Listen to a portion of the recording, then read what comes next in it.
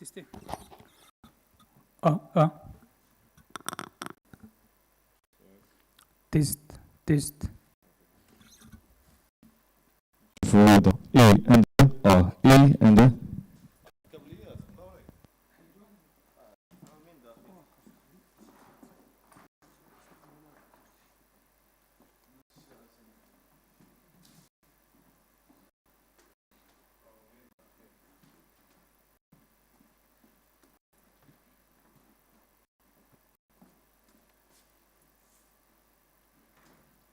and E1 and A and C1 and C1 and A and test and A and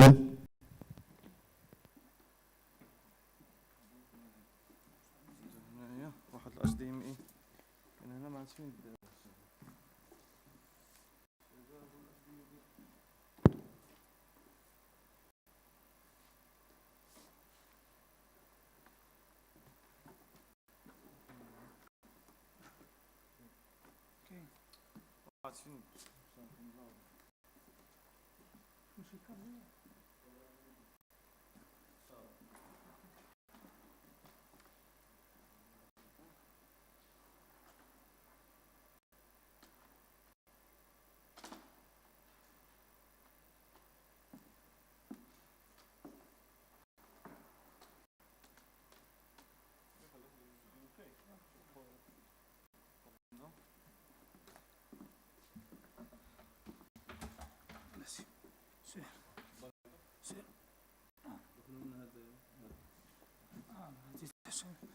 لا اسمح لي انا باقي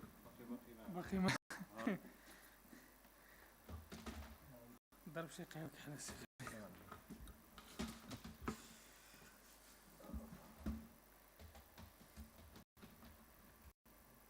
ما عرفتش كيديروا هذا البخار كانوا بيستعملوه تطشوا ولكن انا هذا شويش عارفين كاينين اخرين راه عندهم الناس عندهم هنا حاجه مزيانه اي عندهم حاجه مزيانه خلينا نتيستيو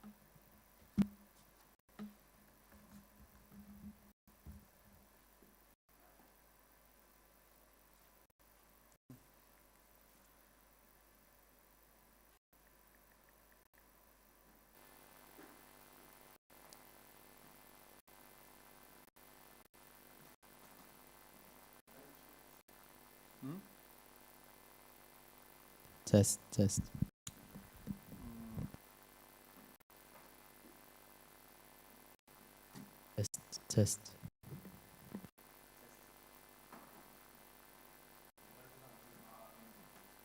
نقدر معاها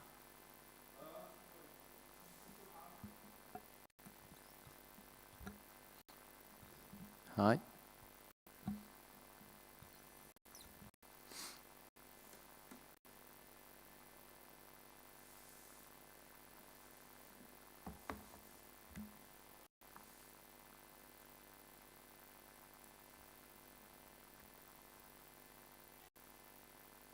Good morning, everyone. This is Amy Rose testing.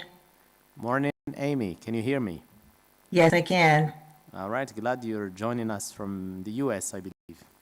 Yes. Oh, that's Yes, good. thank you. Where in the US? Bowling Green. That's nice. Bowling Green in Ohio. Oh, so you represent in Ohio. Yes, and it's now, what is this, like 2:44 a.m.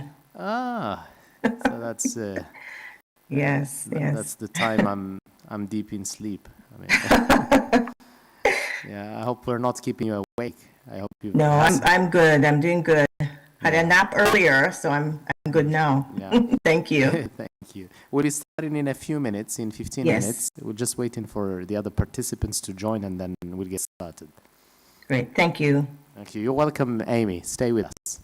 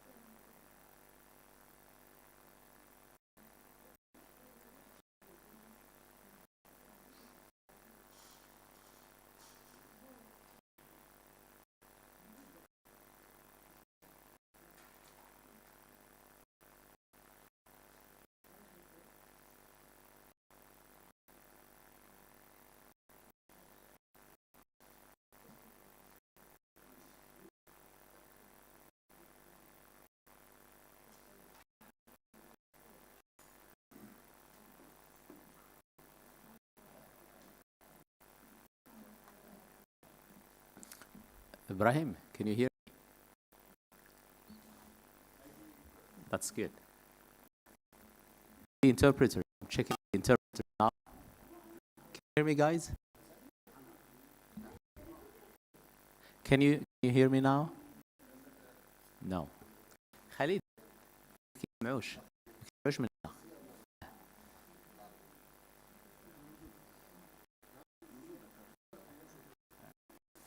كان نقلب شي خطرات ما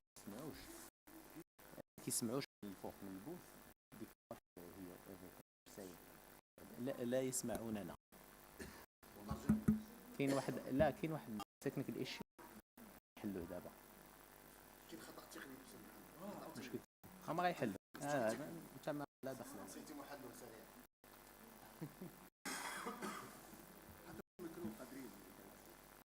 نقدروا نستعملوا هذا.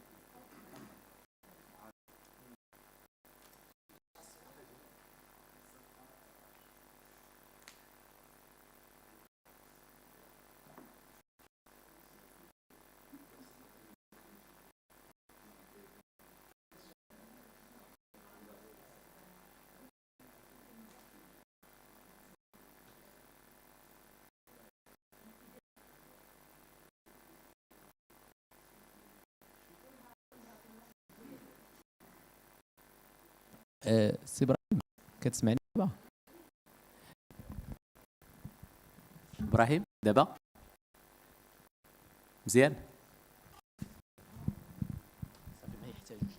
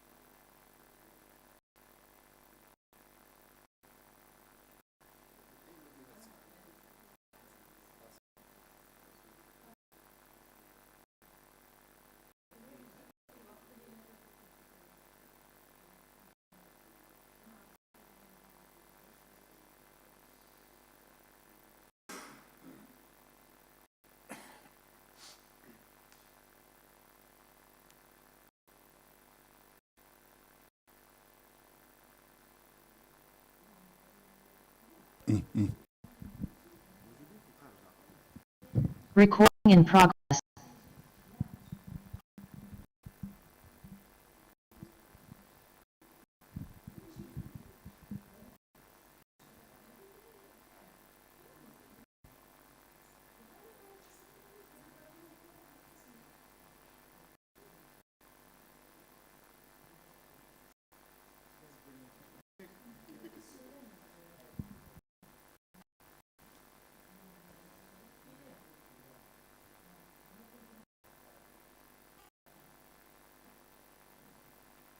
Good morning. Yeah, thank you. Good to see you. Good to see you. Echo, huh?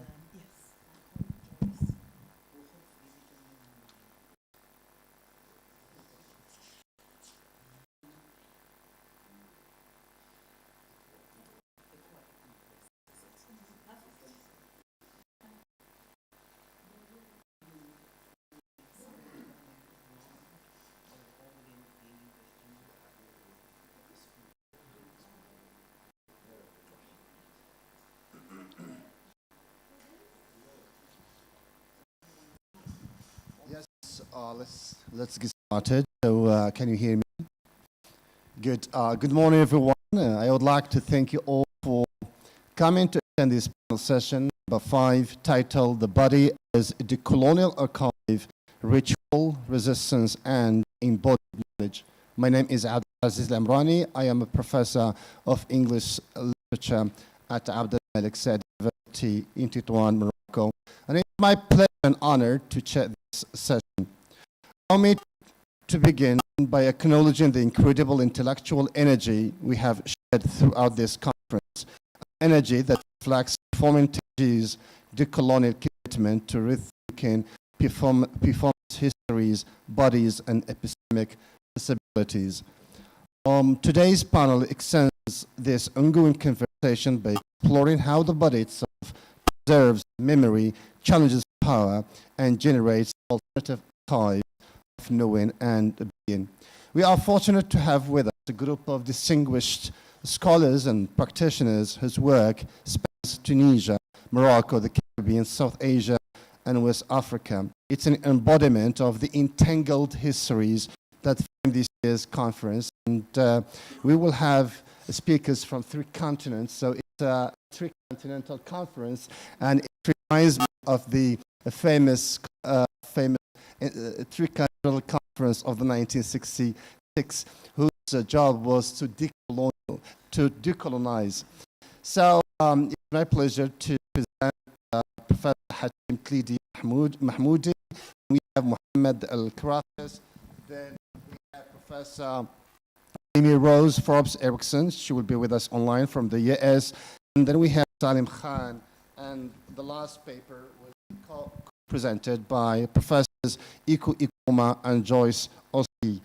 Now let's first call our first speaker, Professor Hatim Tlidi Mahmoudi, who has come from Tunisia. So Professor Hatim Tlidi Mahmoudi is a Tunisian scholar of the studies, and his presentation is entitled "The Memory of Lamentation from the Liberation of Tears to Performative Disobedience." Dr. Mahmoudi, the floor is yours.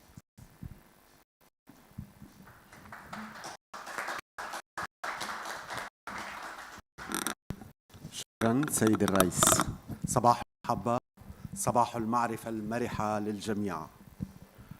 لا أزعم أن هذه المحاولة المتواضعة تنتمي أو هي في صلب الديكولونيالية، ولكنها محاولة متواضعة من أجل تحرير البكاء حتى لا يسطو أي جهاز سلطوي على الدمع أو أحزان الآخرين.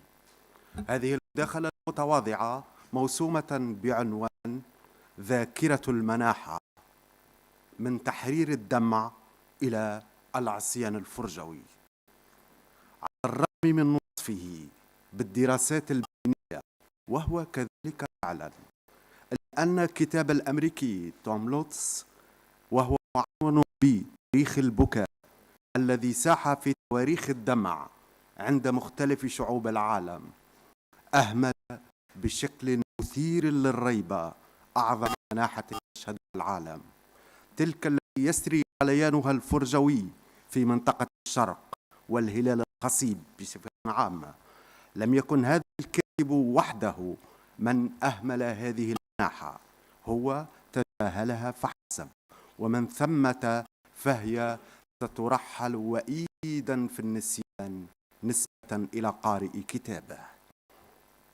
ولكن ثمة أيضا من يجتث مرجعيتها التاريخية بسببها عن جلدها الوثني، فبعد موت أبطالها القدامى مات بطل جديد رعاه الآن سنن آخر الديانات الإبراهيمية، وهو ما دفع بالنائحين المحدثين إلى احتكارها ومن ثم الزج بها في أطر مذهبية ودينية، أو محاولة تطويع فرجاتها الدموية إلى باراديغمات المسرح بما هو كذلك غربيا. إذن ما نسعى إليه في هذه الورقة هو ليس تحرير الدموع من أسر الإله التوحيدي ومذاهبه المغلقة فحسب، وإنما إعادتها إلى الغليان الفرجوي حيث يستحيل تأطيرها مسرحيا. أولا، أسطورة النشأة أو الحدث الدامي. في اليوم 10 من محرم 670 ميلادي قتل الحسين في أرض كربلاء. قبل ذلك كان قد تحرك إلى مكة، ومن ثمة رفض مبايعة يزيد بن معاوية، وبعد مدة كانت هجرته إلى الكوفة حيث علت العديد من الأصوات المؤيدة له. حل ركبه في أرض تدعى كربلاء وقرر دخول الحرب، رغم أن أنصاره لم يتجاوز عددهم 72 فارسا. كانت النتيجة مأساوية ومرعبة، فقد مات الجميع وقطع رأس الحسين وتم التنكيل بجسده، وأضرمت النيران في مخيم أهل البيت، وانتقل موكب سبي عظيم ومروع إلى الشام، حيث قيدت النساء والأطفال بالسلاسل. من هذه المأساة ولدت كلمة التعزية، وتعني الاحتفال بذكرى استشهاد الحسين وإقامة العزاء له أو إعادة تمثيل واقعة موته.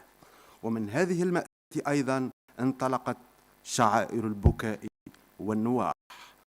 يمكن للمرأة في هذا السياق مشاهدة المقول من تلك الفرجة التي يسري تنشيطها.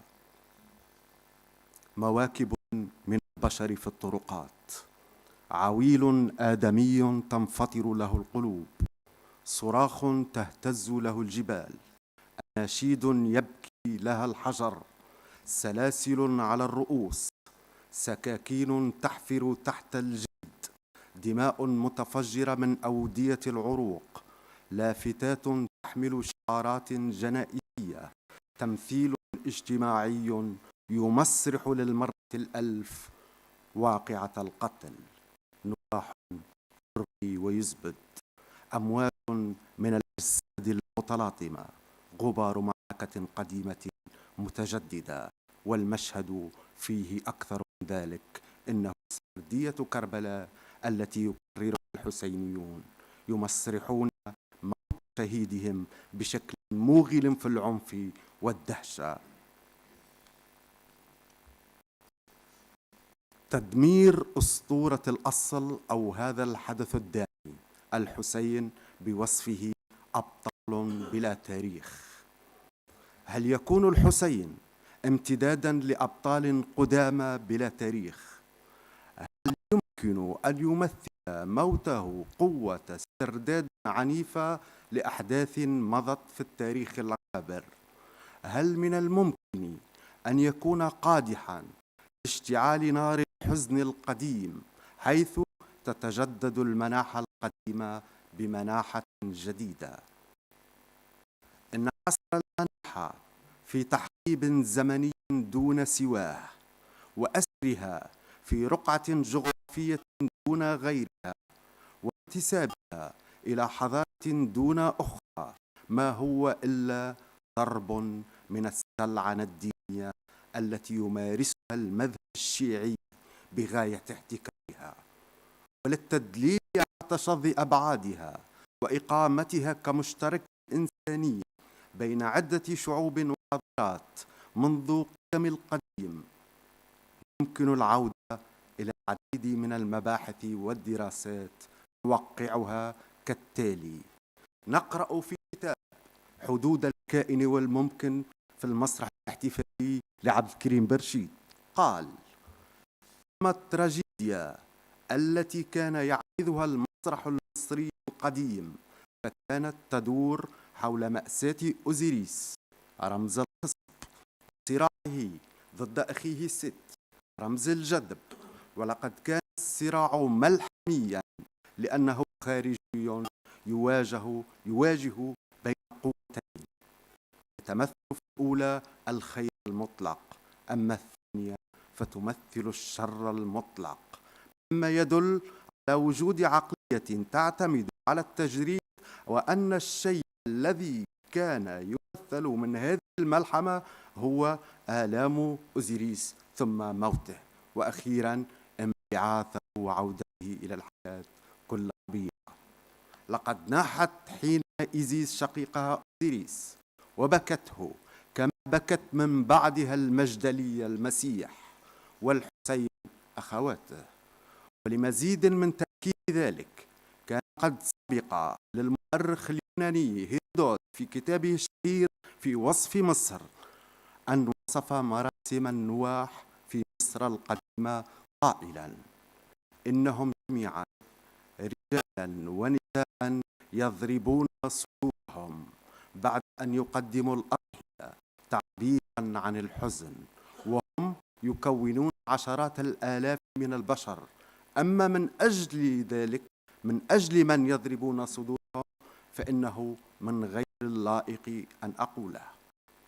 ولكن الباحث العراقي فاضل الربيعي قال توقيع مثير للدهشة أن تقاليد البكاء على إله الخصب تموز في بابل وإزيس في مصر وتسيير مواكب كبرى للنواحي عليهما ليست ولم تكن اختراعا بابليا أو آشوريا أو فارسيا أو فرعونيا، وإنما كانت عقيدة ضاربة في القدم ارتبطت بفكرة شقاء البشر، وهم يواجهون عصور الجدب والمجاعة وأهوال الطبيعة منذ بداية الجفاف العظيم، حيث ضربت مجاعة كبرى سائر أرجاء المنطقة منذ 10,000 سنة مضت. انتهى الاقتباس. على هذا النحو سوف نرى في موت الحسين ضربا من التشابه مع موت الأبطال القدامى، ونرى في مواكب المنح الحسينية نفس التمظهرات والتعبيرات الفرجوية القديمة، ومع ذلك إلا انعكاس للبنية الثقافية في الشرق، حيث ما يزال قديمها يمثل قوة استرداد عنيفة رغم تمركز هذه المناحة وانتسابها لآخر الديانات الإبراهيمية بتوقيع خاص من المذهب الشيعي. وعلى هذا النحو أيضا سوف يمكن توصيف الحسين بأنه المفرد الجامع لمآسي الأبطال القدامى وما أوصاه، وهو يردى قتيلا إلا إيحاءة رمزية على أوصال أنكيدو رفيق جلجامش، وأوصال المسيح على الصليب، وأوصال زيس الفرعوني. لقد تم ترحيل المناحة من طابعها الوثني القديم لآخر الديانات عبر ارتباطها بمذهب التشيع، ولأن من سماتها الاحتفال فهي تأخذ طابعا جماهيريا يجد تعبيراته في الساحات والفضاءات المفتوحة، كما لو أنها ضرب من ضروب الممارسة الأناركية التي تمارسها الشعوب خارج حريم الصالونات. ثم إنها تمثل قوة تأثير رهيبة على الأفراد والمؤسسات والبنية المجتمعية ككل، بما لها من زخم فكري وروحي يمكن أن يحدث تقاطعا مع ما هو سياسي أيضا.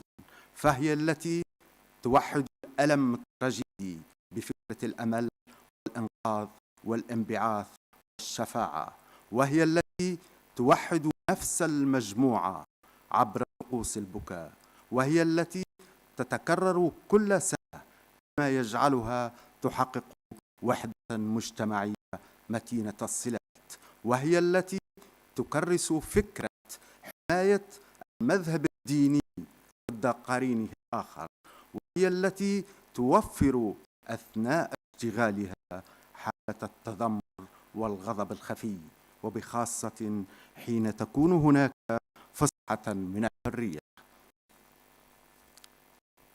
كيف يمكن إذن أن تمثل هذه المنحة ضربا من ضروب العصيان الفرجوي؟ في كتابه الشهير الشيطان هو ضجر للمسرح بيتر بروك قال ما يلي: يوجد في إيران مسرح فعال للغاية، وهو المسرح الإسلامي الوحيد، ويسمى التعزية. انتهى الاقتباس. طبعا إن الجدل الذي ينبغي توقيعه الآن سوف يفيض بقوة ضمن السؤال التالي: منذ متى أصبح تعريف المسرح قائما على ربطه بجلد هووي وديني؟ للوهلة الأولى سوف نرتد القهقرة إلى طقوس الدثران القديمة، ونحن نتخيل هلاك الإله ديونيسوس وفلوات الفرجات الغابرة، حيث النادبات الهمجيات ومذابح القرابين وغليان الأجساد تنخطف من رقصاتها الدنيوية إلى حلولها الجنون الإلهي. ولكن المسرح اليوم تمت علمنته وديمقراطيته، ولم يعد من قديمه غير غبار الكتب. إذن يبدو أن بيتر بروك لا يتكلم إطلاقا عن هذه التعزية بوصفها باراديغم جمالي يخضع لنفس المعايير والشروط المسرحية بما هي كذلك عند الغرب، إنما هي شكل فرجوي مريع الإغراء وبالغ الخطورة من حيث سطوته على عقول الناس ومنحهم المسافة السياسية التي تقطعهم عن كل قاطع يقطعهم عن آلامهم وفوضاهم وأحزانهم. التدليل على ذلك سوف يأتي من جهة الواقعة التي أعاد تكريرها بيتر بروك. قال أخيرا: في اللحظة التي حاولت فيها إيران والشاه أن تعطي صورة جيدة وحرة للعالم عن البلد، قام مهرجان شيراز العالمي ببرمجة الكنز الوطني الإيراني أي التعزية، وأضاف: ولما كان الأمر متعلقا بمهرجان عالمي فقد تمت دعوة مخرج مسرحي. وقال أيضا: لقد كانت برجة العرض كلية، لكن الذي كان أكثر كآبة ولا يحتمل هو الجمهور. كان هناك بدلا من الجمهور المؤمن جمهور جاهز من جميع جنسيات العالم غير مبال تماما بالمحتوى المقدس للتعزية. إنهم لم يشاهدوا التعزية، لقد شاهدوا شيئا عاديا مضجرا خاليا من أي فائدة حقيقية. سوف يكمن المريع فيما تقدم به بيتر بروك في لحظتين مأساويتين.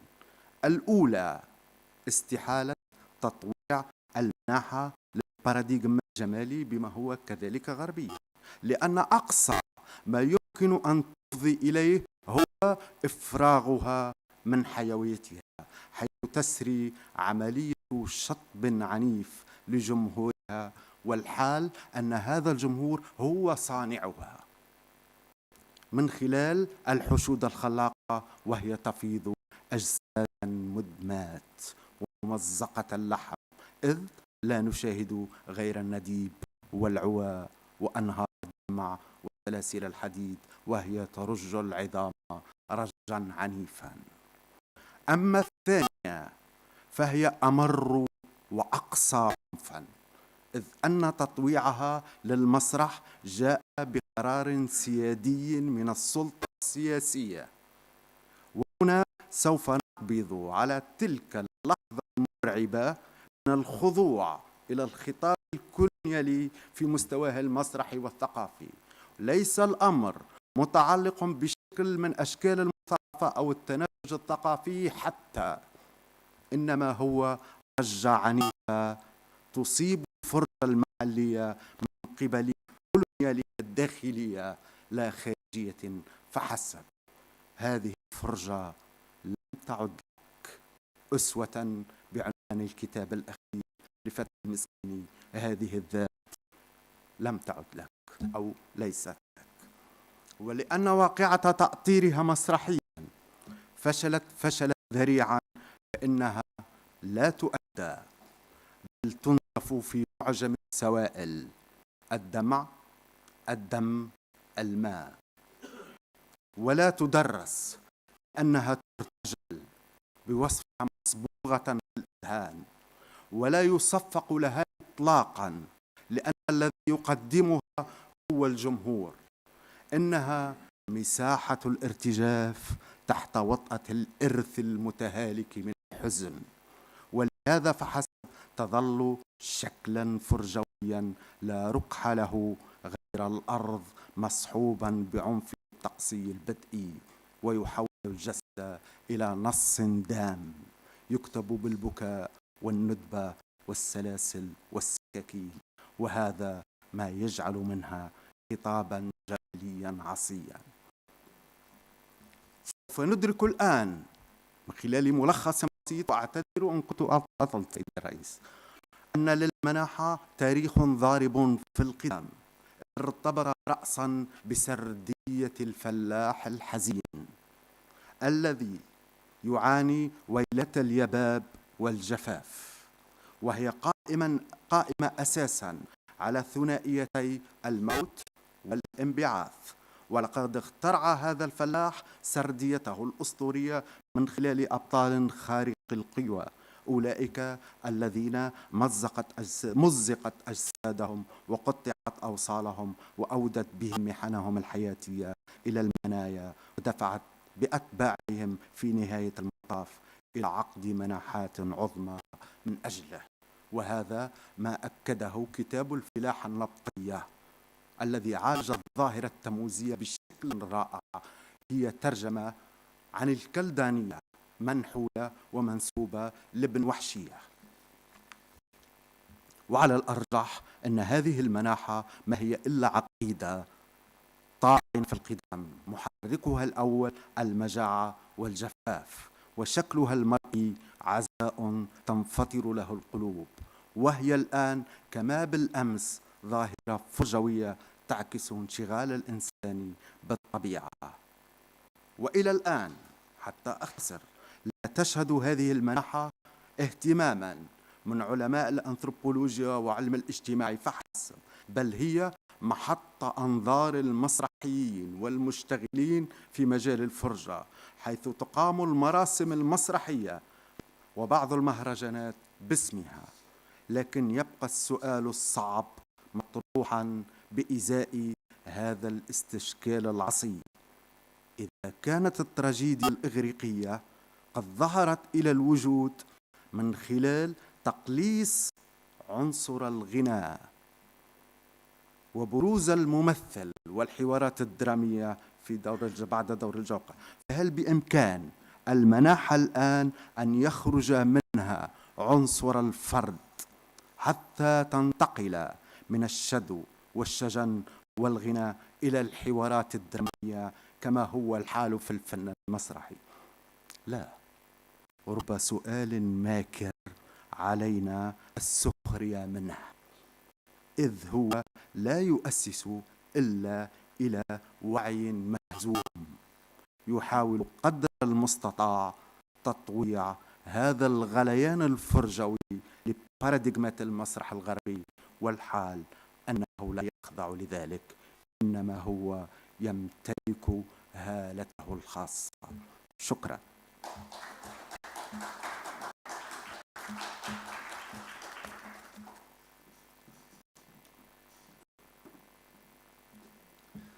Thank you very much, Dr. Mahmoudi, for that rich and evocative reflection on lamentation, on ta'ziyah as both archive and resistance. And this reminds me of a great article which I read a long time ago by a famous American Iranian scholar, Hamid Dabashi, who also wrote about ta'ziyah as a theater of protest and revolution. Even Khomeini used ta'ziyah as a form of revolution and protest.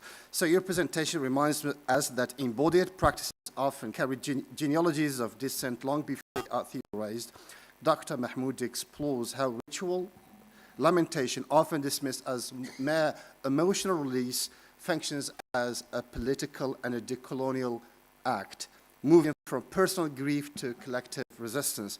His work opens this panel beautifully by foregrounding the body as a sacred and insurgent repository of memory. So, guys, joining virtually from the US, we are so pleased to welcome Dr. Amy Rose Forbes Erickson. She is an assistant professor of theater and performance studies at Bowling Green State University. She's going to present a paper titled Ocean as Performance and Representations of Lalla Mulata in Afro-Caribbean Spiritual Cultures. Dr. Forbes Erickson, please welcome and please begin.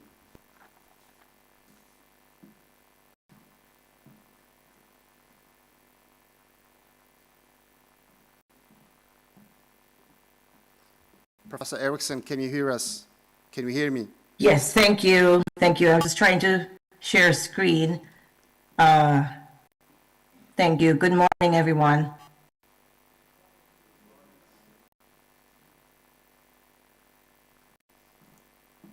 Good morning. So, From the early, yes, we hear you. yes, thank you. From the early 1500s to the early 1800s, the transatlantic slave trade brought Africans to the Americas, forced into chattel slavery and servitude. In addition, slave owners subjected enslaved Africans and people to sexual exploitation, producing populations of mixed African and European ancestry. Pejorative racial classifications developed from false measures of African and European heritages, such as mulatto as 1/2 African and 1/2 European, or quadroon as 1/4 African and 3/4 European, or octoroon as 1/8 African and 7/8 European, further codified by gradations of skin colors to eventually subsuming in mulatto for a brown man and mulatta for a brown woman. By the late 18th century, masquerade balls were all the rage as spectacular and transactional events for brown women to enter placage in Spanish and French colonies and concubinage in British colonies. Concubinage and placage, French for placement, were historical common law marriages between white men and selected brown women in libidinal economies, which, according to Jean-Francois Lyotard, emerged from libidinal desires in systems of power. Performance scholar Melissa Branco Borelli refers to the legacy of concubinage and placage as, quote, the New World libidinal economy, end quote. When concubinage and placage collapsed at the end of enslavement in the mid-19th century, former concubines and placees fell into poverty, turning to sex work and being further sex trafficked, establishing brothels exclusively for white men. Over 200 years of colonial literature represented brown women in the figure of La Mulatta, the mulatta, with curiosity, spectacle, and tragic mystique. Michael D'Alessandro states that a tragic mulatto trope first appeared in French literature in 1815 and later in British and U.S. American literature, theater, and film through the 20th century to the present. The tragic mulatta, a fictional mixed-race woman, is doomed due to her mixed ancestry. One plot shows how the tragic mulatta is light-skinned enough to pass for white, hiding her black heritage in white society.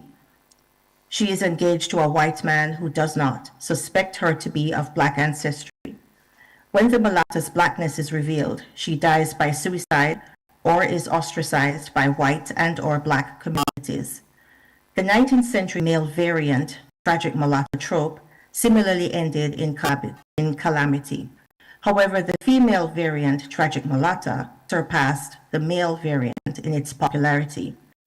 Variations of the tragic mulatto trope as an umbrella genre included tragic quadroon and tragic octoroon tropes, renowned for their closer proximity to whiteness. The 1842 novel Quadroons by Lydia Maria Child features the tragic end of Zarifa, a quadroon who is raped and then takes her own life, and Dion Boucicault's 1859 play The Octoroon, with the main character Zoe, who is about to be sold into slavery and then dies by suicide with her white lover George by her side. This article is a performance historiography exploring 18th and 19th century representations of the figure La Mulatta, brown woman, in the Caribbean and circum-Caribbean, and the counter-representations of Oshun, Orisha, goddess of love, beauty, sexuality, sweet waters, rivers, and streams, in the 500-year Afro-Cuban religion called Lukumi, or La Regla de Lukumi, the Order of Lukumi, a Yoruba religion also known by its colonial Spanish name Santeria, the Way of the Saints, syncretized in Roman Catholicism. Lukumi devotees reject the Spanish term Santeria and its syncretism, claiming to follow ancient Isheshe or Yoruba religion that Yoruba people brought with them to Cuba during the transatlantic slave trade, practiced in secret to preserve their religion and to avoid persecution. Bareilly argues that the goddess Oshun manifests in the image of the 19th century brown woman as the avatar of Oshun Pashanga, the stream that is a prostitute. One of 38 avatars or pathways associated with eroticism, agency, and autonomy that counter colonial tropes of the tragic mulatta destined to demise. I argue that representations of La Mulatta are inextricably linked through skin color, race, sexuality, sex slavery, and libidinal economies, and where Oshun Pashanga, the stream that is a prostitute, appears through intertwined histories and Afro-Caribbean spirituality towards liberatory and embodied sensualities. This research is from my perspective as an Afro-Caribbean performance scholar, centering Afro-Caribbean religion and spirituality to address gaps in theater history and performance research. Through the lens of sacred stories called patakis in Afro-Cuban Lukumi religion, I examine Oshun as La Mulatta, a decolonial performance framework that interrogates how spectacles of skin color, race, and sexuality counter Eurocentric stereotypes of La Mulatta in the now defunct masquerade balls. The term Oshun Bashanga is derived from Yoruba language Oshun Pashang, translated as divine courtesan, with variations in spellings. Known for sex and intimacy, countless lovers like the stars, sensuality and eroticism. When translated in Spanish, Oshun as prostitute has a stereotypical disparaging connotation. However, among Lukumi people, Oshun Pashanga as divine courtesan is about erotic and spiritual power. Oshun, with fluid sexuality, has numerous lovers and husbands. Although renowned white Cuban ethnographer Lydia Cabrera refers to Afro-Cuban Lukumi devotees and their patakis with ethnocentrism, Cabrera makes an important point that Afro-Cubans or Black people theorize from their lived experiences and spiritual practices. Cabrera explains that, quote, Black people or Afro-Cubans humanize everything around them, even the most insignificant thing that might appear inanimate. They appear that way. They conceive the orishas or gods, personal, supernatural, and omnipresent, in their own image and likeness. They are the same in humans and in deities, whose protection they implore. The deity and the human have the same appetites and needs. What pleases the Black person produces the same material satisfaction in a god or a spirit, end quote. Cabrera observes how Afro-Cubans conceive of orishas such as Oshun in their own image and likeness as human and divine. Hence, one of the many characteristics in Afro-Cuban and the wider Afro-Caribbean performance is the blurring of sacred and secular, and human and divine realms. Performance historiography is an examination of how history was written, by whom and why. I examine and revert the colonial stereotype of La Mulatta to reimagine and recontextualize Oshun as performance, usurping 18th and 19th century representations of tragic mulattas or brown women. Through Oshun as performance, I can better understand Afro-Caribbean women's historical performances from the perspectives and epistemologies in Afro-Cuban spirituality in the Lukumi religion. For discussion, I analyze excerpts of sacred stories or patakis and references to masquerade balls, showing alternative representations of Oshun as La Mulatta in liberatory practices and survival mode. In one pataki, Oshun is so sad to see her children, the Africans, being forced into slavery that she decides to travel with Africans from Africa all the way to Cuba. Oshun says to Olofi, the supreme being, quote, Father, if slavery is the destiny for humans, the Africans, on earth, I will not stay here in Orun, the sky. I will go with them, end quote. Quote, and all the Orishas who wanted to accompany her to earth did, and for this reason they say Oshun arrived with the slaves in Cuba, end quote. This pataki reflects Afro-Cuban experiences with Oshun as human and divine. In another pataki, Oshun asked her sister Yemaya, Orisha of the seas and mother of all, quote, please make my hair straighter and my skin lighter so that all Cubans can see some of themselves in me, end quote. Quote, her wish was granted and Oshun became Cuba's beloved saint, end quote. Yemaya transformed Oshun into the symbolic La Mulata, or brown woman, with light skin and long hair, so that all Cubans with reference to black, white, and mixed identities would recognize themselves in Oshun. One of the contradictions in the light-skinned depiction of Oshun is colorism, the privileging of light skin over dark-skinned black people. Colorism that emerged during enslavement from colonial classifications of black skin complexions in proximity to whiteness pit black people against each other, leaving a lasting sociocultural impact. Patakis address colorism by providing alternative and related stories for a range of black experiences in the fall. Oshuna's performance appears in masquerade balls, including, quote, balls at Kingston to the Brown Girls, end quote, in the late 1700s in Kingston, Jamaica, to the infamous quadroon balls in New Orleans. Quadroon balls originated in the, quote, balls or assemblies for free women of color, or in Cape Francais, end quote, the capital city of the French colony of Saint-Domingue, present-day Haiti, in the late 1700s. Wealthy white men selected free women of color, or mulatto, courtesans in these masquerade balls. When the Haitian Revolution broke out in 1791 in Saint-Domingue, refugees settled in New Orleans, Louisiana, from 1791 to 1809, carrying the practice of placage and balls, later formalized in quadroon and octoroon balls. In addition, New Orleans was known for having the largest slave trade in the United States, famous for its fancy trade of light-skinned black women, known as fancies, considered too delicate for hard labor in cotton fields, thereby sold as sex slaves.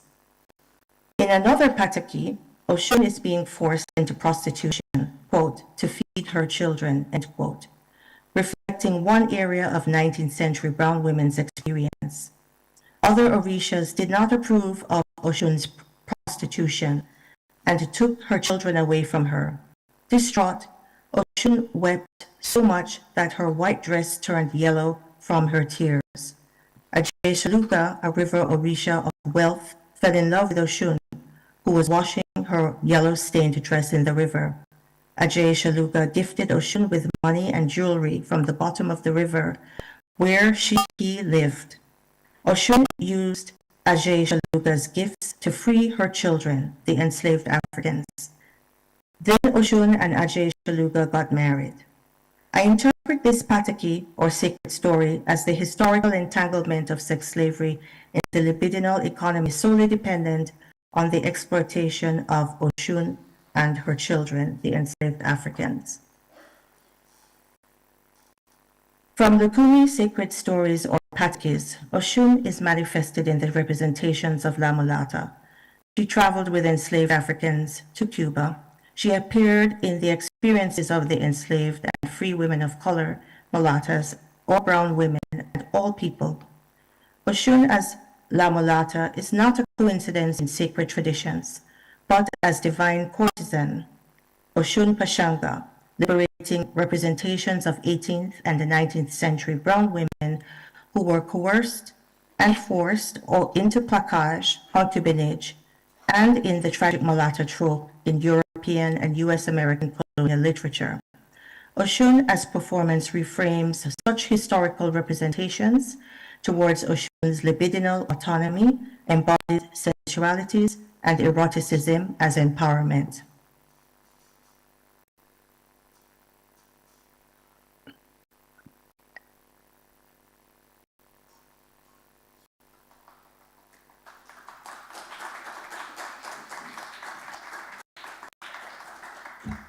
Thank you very much, Professor Erickson.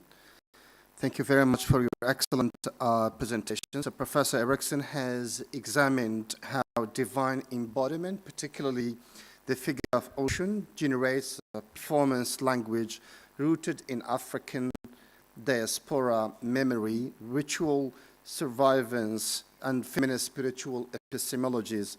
Thank you, Dr. Forbes Erickson, for guiding us through the crossroads of myth, embodiment, and Afro-Caribbean ritual performance. Your work reminds us that decoloniality is also a question of cosmology and ancestral presence. So we now shift geographically and aesthetically towards South Asia and the politics of the street. Allow me to present to you our third presenter, Professor Salih Khan. He is a faculty member of the South Asian Media Institute in Dhaka, Bangladesh. His paper is titled Street Textuality, a Bangladesh Mise-en-Scene. Mr. Khan, the floor is yours.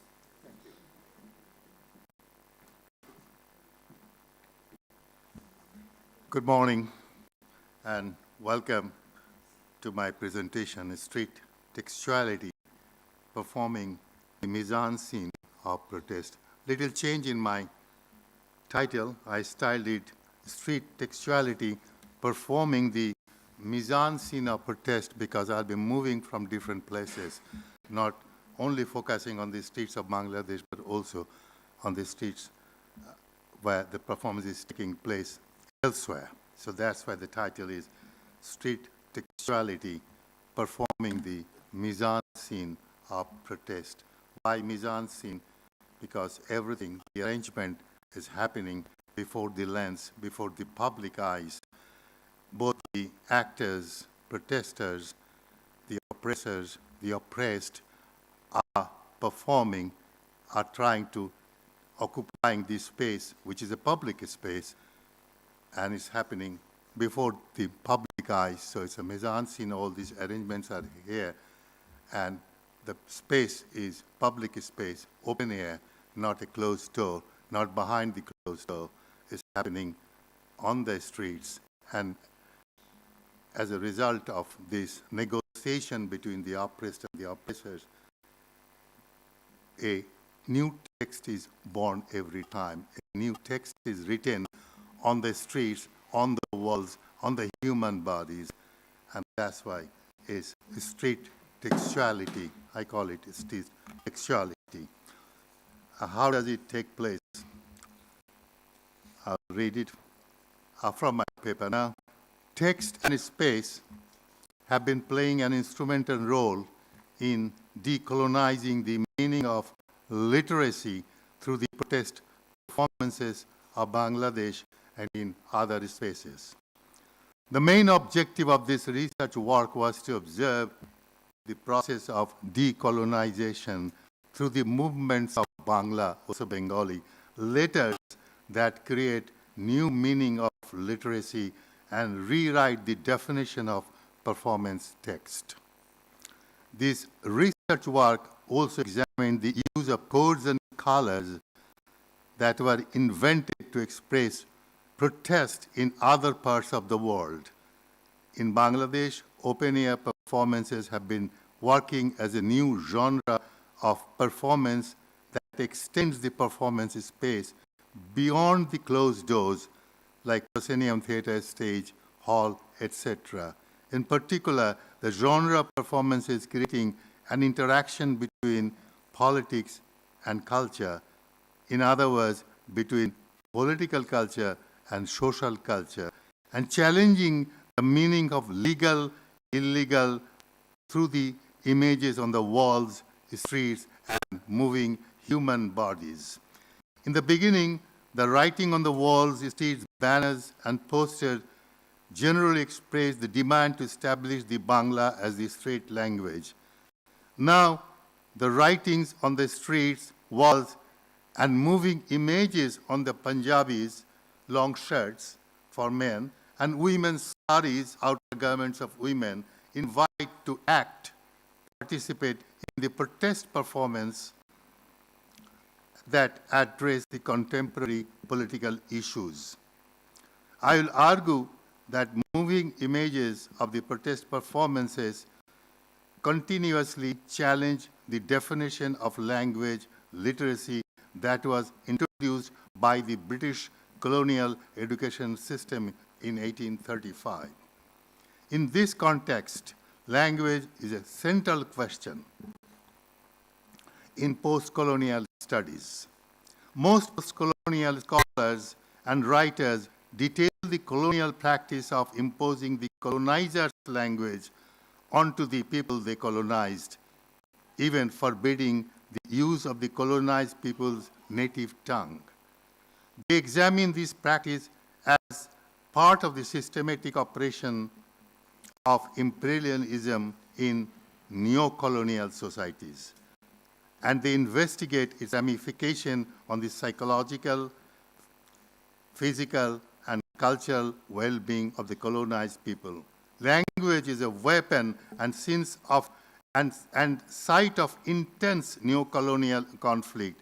In the context of protest performances of Bangladesh, the new interpretation of language that is carried in the open air brings in a new way of expression and simultaneously challenge the definition of colonial education system. The implications of these protest performances could be examined as a strong invite to change the meaning of literacy that was created to empower the literate, educated class. We are living in a time of rapid and radical social changes. And these changes certainly invite us to reevaluate our text in our terms. In this regard, I will discuss the performances that could be examined from within itself, text, within the text, all are open to interpret. I will interpret both texts and codes as an attempt to break the process of thinking that is embedded in the operation of colonization. To begin with, I'd like to open a brief prologue before I focus on the streets and walls of Bangladesh, which depict the events of performances and rewrite the texts of the street in the language of the land that simply conveys the message of the time.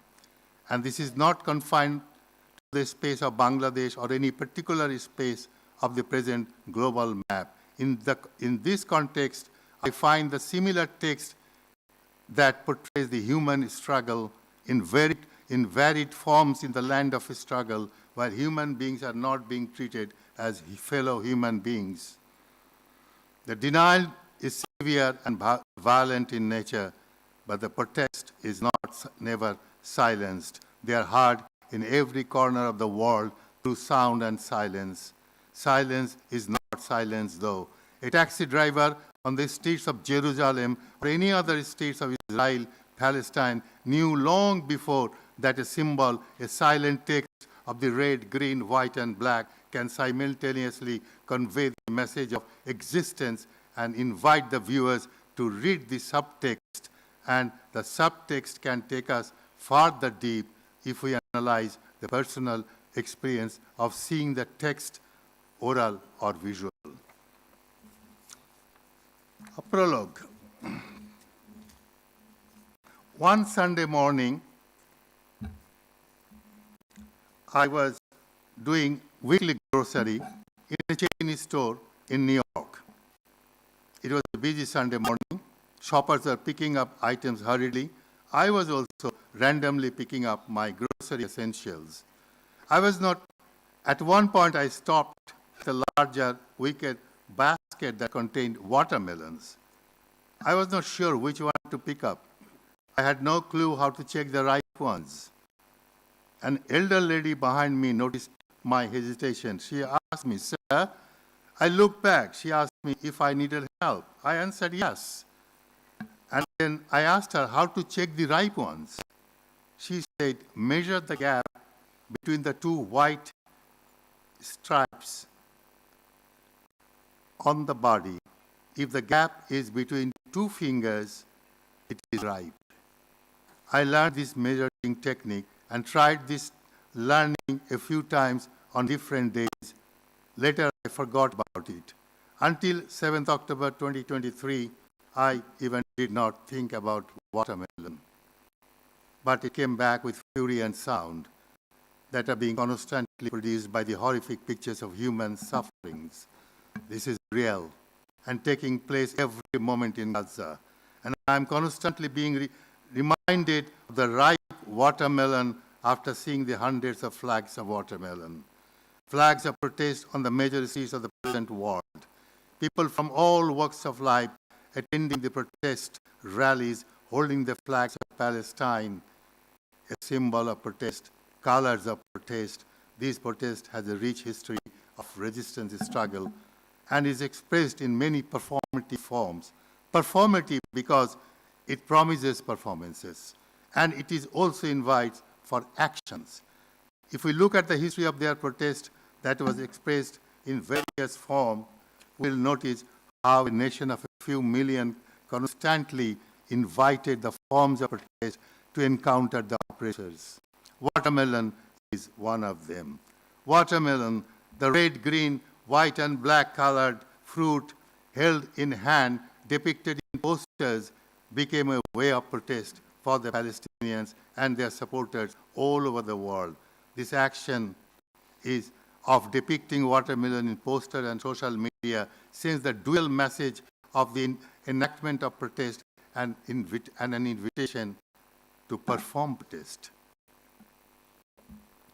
In January 2023, Israel's National Security Minister granted police to power to confiscate the Palestinian flags if seen.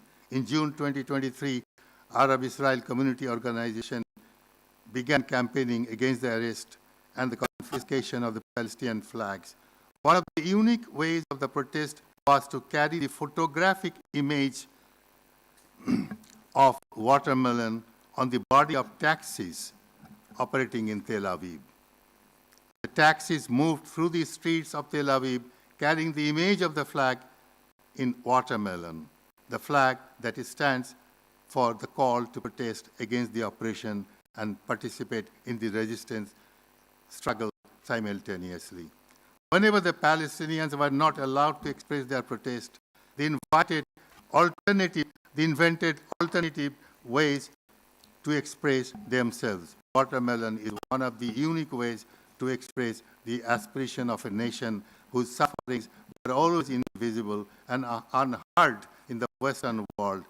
Narratives of Holocaust, 9/11, and IS have been dominating the Western media and the academic world of scholarship, but Palestine was and is hardly mentioned in that part of the world.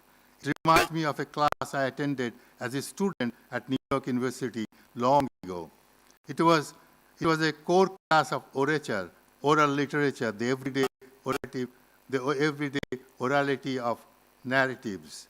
And the professor was Gugi Wathingo. One of my classmates, Jewish by faith, presented a paper on orature and narrated the oral history of their personal experience of the concentration camp. She mentioned that the tradition of telling the story of torture ran in their family for generations.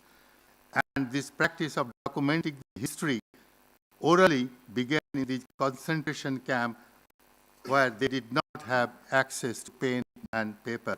She informed the class that they learned this history telling from their older generation who were imprisoned in Hitler's camp in Hitler's time. This is a lesson to remember and to pass on. If so, then time will come when children of present-day Gaza will pass the history of modern-day ethnic cleansing to the future Palestinians. And the watermelon, the red, green, white, and black, will also remain as the symbol of resistance as the Palestinian keffiyeh, an iconic black and white patterned scarf, does. Now, let us turn the page and look at the Bangladesh chapter. Similarity is there, protests are performed, and the new street texts are being read as text of protest. It began in 1952.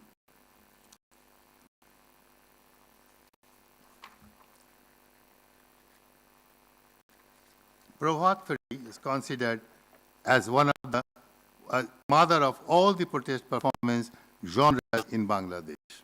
The present-day protest performances genres consist of mainly two types, visual and audiovisual. The visual genres mainly display the mourning signs or the protest slogans on the moving human body, writing and painting on the walls and streets. The audiovisual genres are Prabhat Feri recitation of patriotic poems and songs in the public.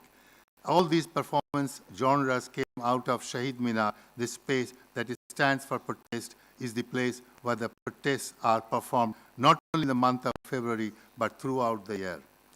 Performative space, challenged and performed. The struggle for the establishment of the right to speak language of the land is embedded with the space of Shahid Minar. Blank space is not blank, it's now filled with stories that reveal the history of a nation. It began with the Bangla letters that were actively used in the protest. Bangla letters were formed into wreaths that were placed beneath the main structure of the Shahid Minar.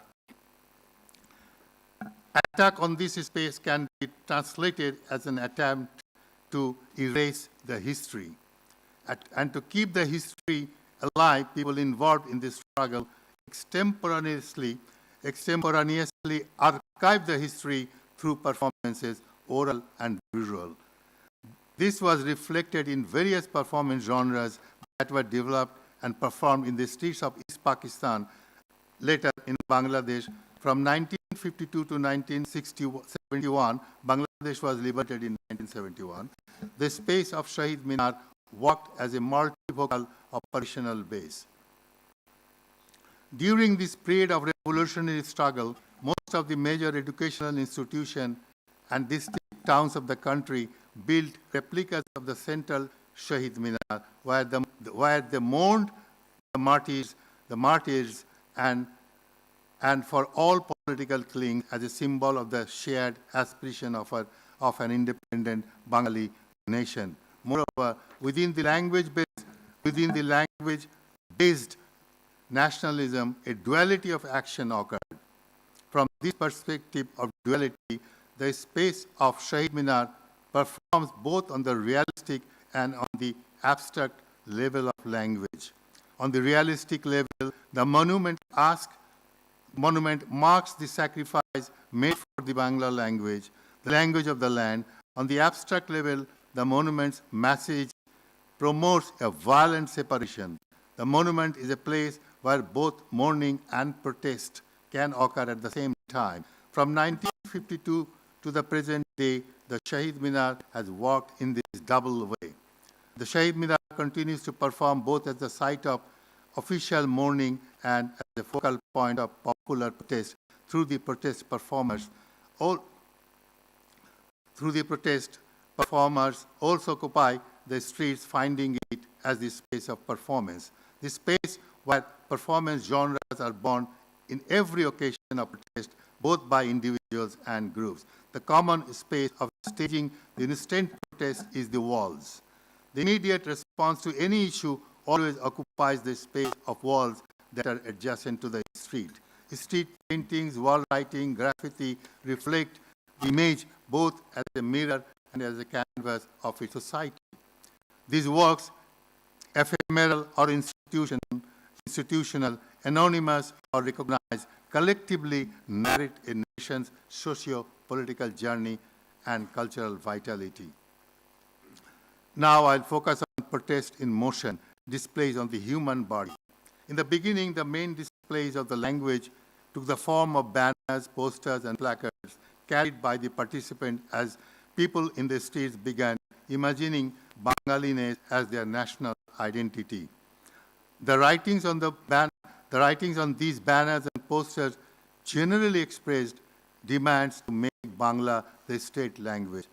Later, these demands and justification were inscribed in different ways, including on the human body. Some of the participants painted their Punjabis, the garments, and women their saris, the garments, with Bangla letters. Some of them also wrote lines from famous Bengali poems. men, some of them wrote lines from Bengali poems on their clothing, a trend that is still popular among men and women. These displays on the clothing not only mourn the martyrs of 21 February, 21st February, but also remind people of the history of the struggle for the right to speak and write in their own language. And these actions send double message, and each individual participant performs a dual role performance of a mourner and a protester simultaneously.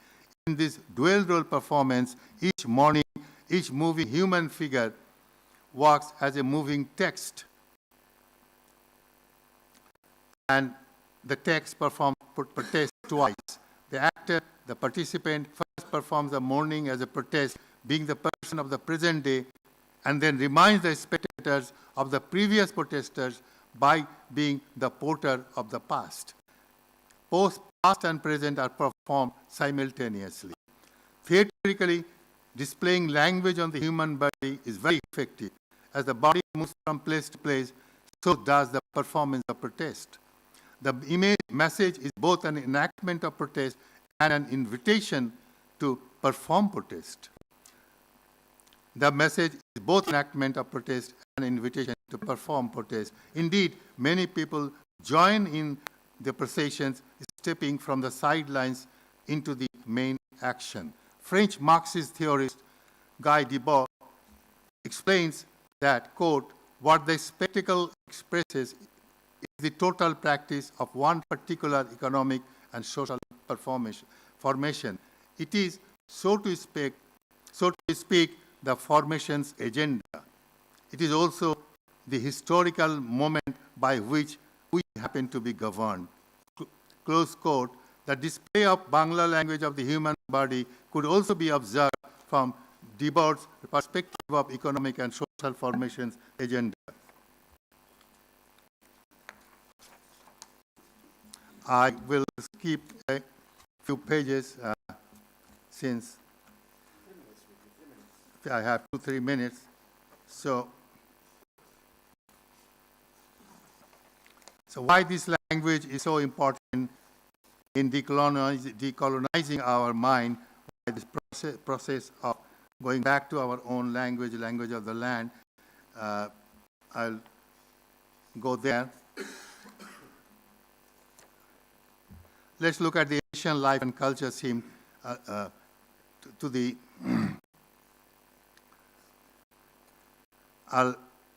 I'll go back to the Asian life. As a result, the Asian life and culture seemed low and inferior to the foreign rulers. When we were ruled by the foreign rulers, the rulers, therefore, the imposition, we had the imposition of British system, like legal administration and education system were introduced by the British. This included attempt to standardize the education with British curriculum, which also aimed to create a class of English-speaking Indians to serve the administration. Another key aspect of this act was to establish the racial and social hierarchy. The effects of the colonial education system were about the new way of thinking and viewing the world, the lucrative, superior world of the white man. The new learners saw this world through the lens of English, the master's language. This viewing controlled the process of thinking. New learners were taught to dream in English, the dream of the new world, the utopian world. The education through classical oral tradition or orature had no place in this new world. The new system of education taught to copy everything about English. Think in English, dream in English. Ngugi wa Thiong'o mentioned in his orature about childhood education that was taught in English school. The school allowed the children to speak in English only. The small brain, the unpopulated brain, was filled with fear of learning master's language. Failure to do so will have disastrous effects in life. The fear of disastrous effects also found place in child's brain in British India. The fear of losing everything, the disastrous effects, is now being replaced through the process of decolonization. For Ngugi, This meant giving up the language of the colonizer in his own writings and his struggle to change an education system that gave precedence to Western traditions at the expenses of all others. I would now like to take my readers' audience to a different locale where African oral literature was revisited by the African scholars. The date was September 20, 1968. A paper was presented by the acting head of the English department at the University of Nairobi to 42nd meeting of the Arts Faculty Board. The paper was mainly concerned with possible developments with arts faculty and the relationship with the English department. The following are the main comments of that paper. A, the paper itself questions the role and status of an English department in an African situation and environment. B, if there is a need for study of the historic continuity of a struggle culture, single culture, then why cannot this be African? Why cannot African literature be at the center so that we can view other culture in relationship to it? Now, a few suggestions by the same commentators that English department should be abolished, that a department of African literature and languages should be set up in its place. The commentators further highlighted that the primary duty of any literature department is also to illuminate the spirit of animating a people to show how it meets new challenge and to investigate possible areas of development and involvement. The commentators concluded, therefore, after we have examined ourselves, we radiate outwards and discover peoples and worlds around us. With Africa at the center of things, not existing as an appendix or a satellite of other countries or literatures, things must be seen from the African perspectives. The commentators were James Googie, Henry Warner, Aniomba, and Lo Leong.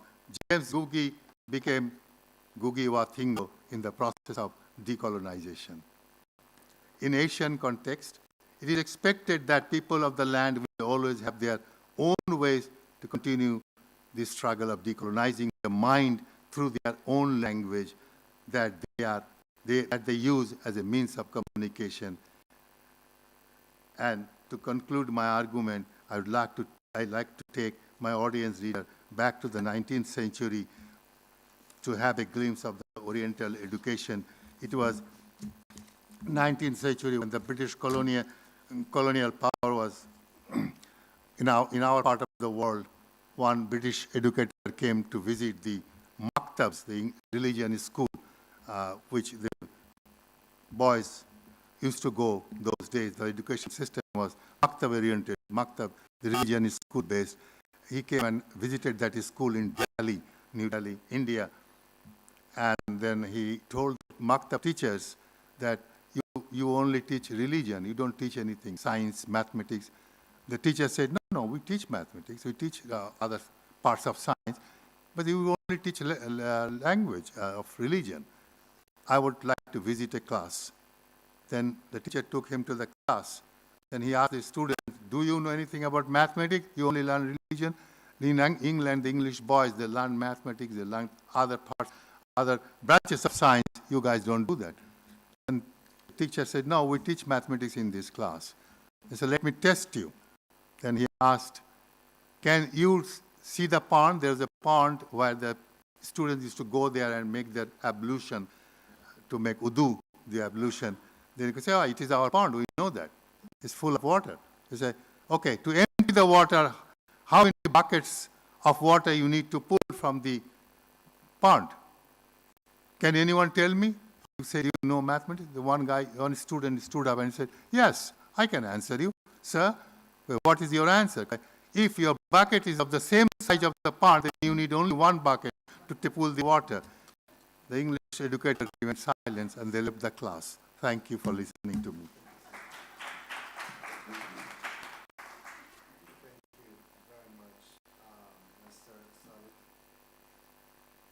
Very much, Mr. Sadiq Khan. Are you related to Shah Rukh Khan? Are you related to Shah Rukh Khan? Have you watched the film? Yeah, he created a wonderful, very interesting film titled My Name is Khan. And his performance in the film was amazing. And even his sentence, my name is Khan, and I am not a terrorist, is a decolonial in nature, decolonial sentence. So thank you, Mr. Khan, for that intriguing reimagining of the street as performative and semiotic battlefield, actually. You have explored the street as a textual, visual, and political stage, a site where bodies narrate social tensions, resist hegemonic scripts, and inscribe a collective form of urban authorship. And I liked the idea which you mentioned at the end of your presentation, which is the idea of decolonizing the curriculum, because English literature was used as colonial tool. So we need to decolonize English literature, and also I like the idea of how you tackled Palestinian, activism in the Bengali public sphere. So thank you so much, Mr. Khan. Now, we conclude our panel with a duet presentation that embodies collaboration, memory transmission, and embodied knowledge within Ghanaian performative traditions. So it's my honor and pleasure to welcome Dr. Ikowa Ikoma and Dr. Josie Osei Oso. They are both distinguished scholars and practitioners from the University of Ghana, and their co-author presentation is titled Entangled Histories, Improvisation, Language, and Embodiment in the Repertoire of Adeline Ama Boabeng. Dr. Ikoma, the floor is yours.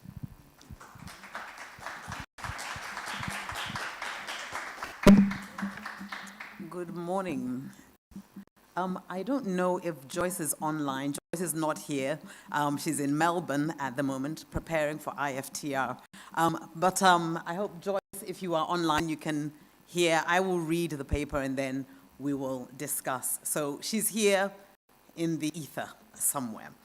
Thank you all so much, Khalid, for inviting us all. I'm really privileged to be able to contribute some of our theatre history from Ghana to this conference, and I hope that we can begin to develop some relationships between West Africa and North Africa. So I'm excited to share part of our theatre history too. So I hope my timing will be done correctly. So contemporary African theatre and performance. I should take my time. You'll regret that. Okay, African theatre performance practices are marked by intricate entanglements, intercultural exchanges, and acts of cultural resistance. Among these, the Ghanaian concert party theatre tradition stands out as a compelling site for examining dynamic cultural interactions and the evolution of hybrid performance forms. It offers a critical lens through which to recover marginalized and gendered performance histories, particularly those shaped by women's embodied narratives and creative repertoires. By reclaiming epistemic agency, scholars can illuminate the interconnected contributions of women that remain underrepresented in mainstream accounts of concert party theatre. Emerging in the Gold Coast, colonial Ghana, shortly after First World War, the concert party theatre evolved from imported Western-style concert traditions introduced by colonialists and visitors to the country. This genre exemplifies the resilience and ingenuity of Ghanaian performers who transformed foreign influences into a distinctly local expression of cultural identity.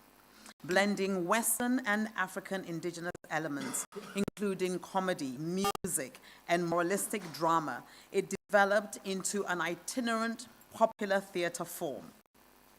Initially performed in English for expatriate and elite audiences in urban coastal cities, concert party gradually incorporated indigenous languages, and I'm referencing your discussion on languages, how important it is. It it includes languages, idioms, dance, high life music, and Anansesem, traditional storytelling traditions, as it reached inland working class communities. This indigenization was not merely aesthetic, but ideological, transforming imported theatrical forms into vehicles for local satire, moral instruction, and social critique. Originally starting as a variety show, by the 1930s, the concert party adopted a structure that included a musical prelude, a series of comedic performances, the main educational music drama, and a final music session. It was a big all-day event. Comedians often wore minstrel makeup and embodied personas inspired by Anansi, the trickster spider figure.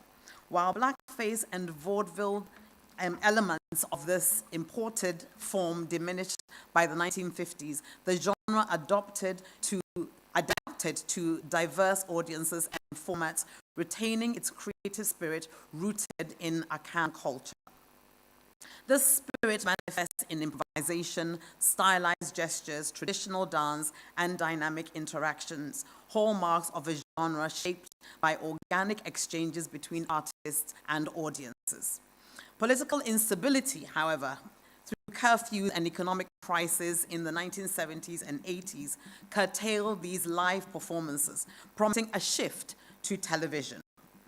Shows like Osofadazi and Obra continued the genre's oral storytelling in Akan, featuring concert party artists and culturally specific humor. The genre also expanded into comic books and cassette recordings. In 1994, live performances were revived and televised from the newly opened National Theatre, sponsored by Unilever Ghana, to address social issues and promote its soap and other products. And that is why it is now called Key Soap Concert Party for Unilever. By the early 2000s, video technology and enabled concert party formats in Akan video films to further amplify their reach. Regional variations have emerged in Nigeria and Togo, and contemporary productions like Roverman Productions in Accra right now, in English language, continue to integrate concert party elements, attesting to the genre's enduring influence.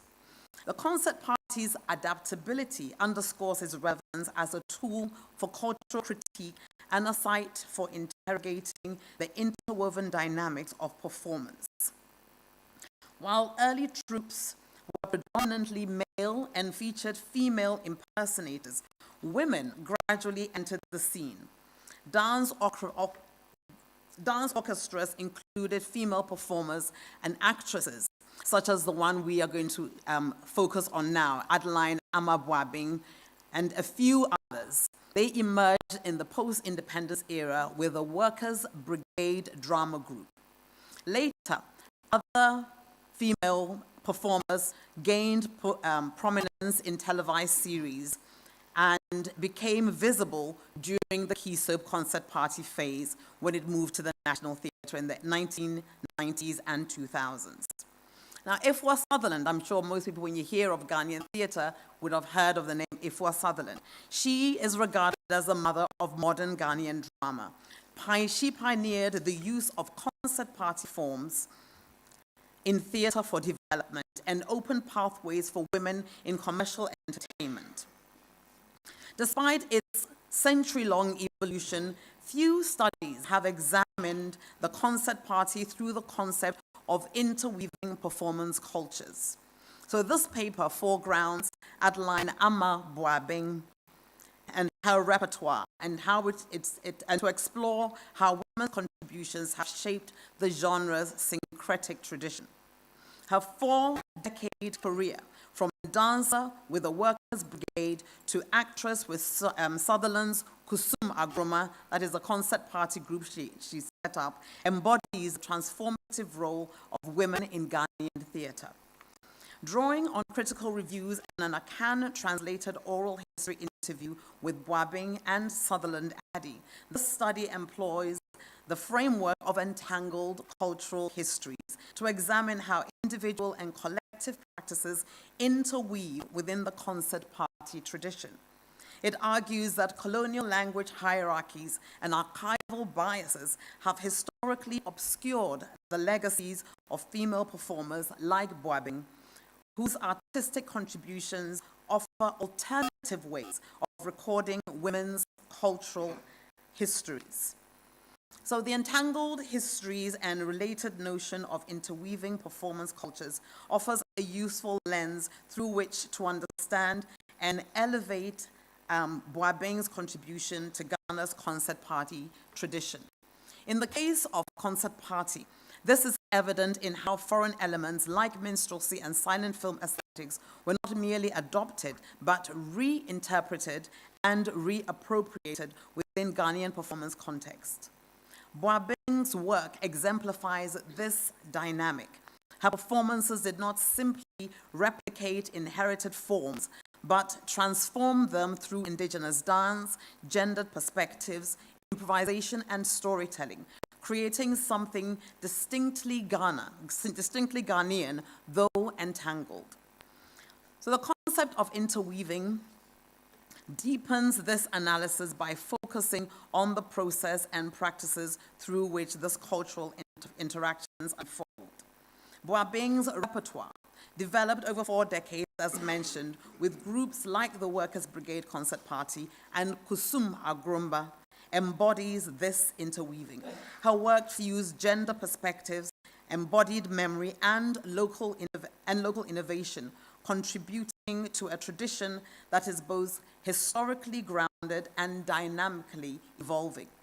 Thus, these frameworks not only situate Boabeng within a broader context of interwoven performance, but also illuminate her agency in shaping the genre.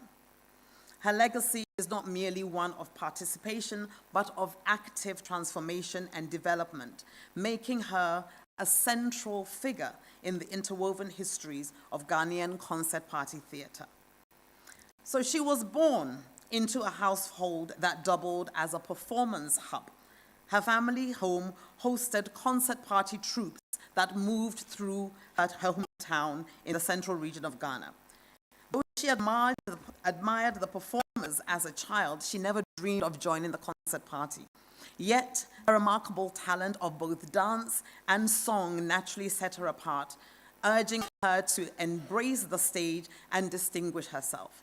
Her early exposure to live theatre by seasoned concert party artists and storytelling laid the groundwork for her later engagement in Ghana's concert party and theatre tradition.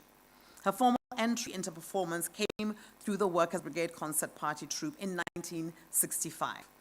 It was a state-sponsored initiative, democratized access to cultural production, and opened doors for women.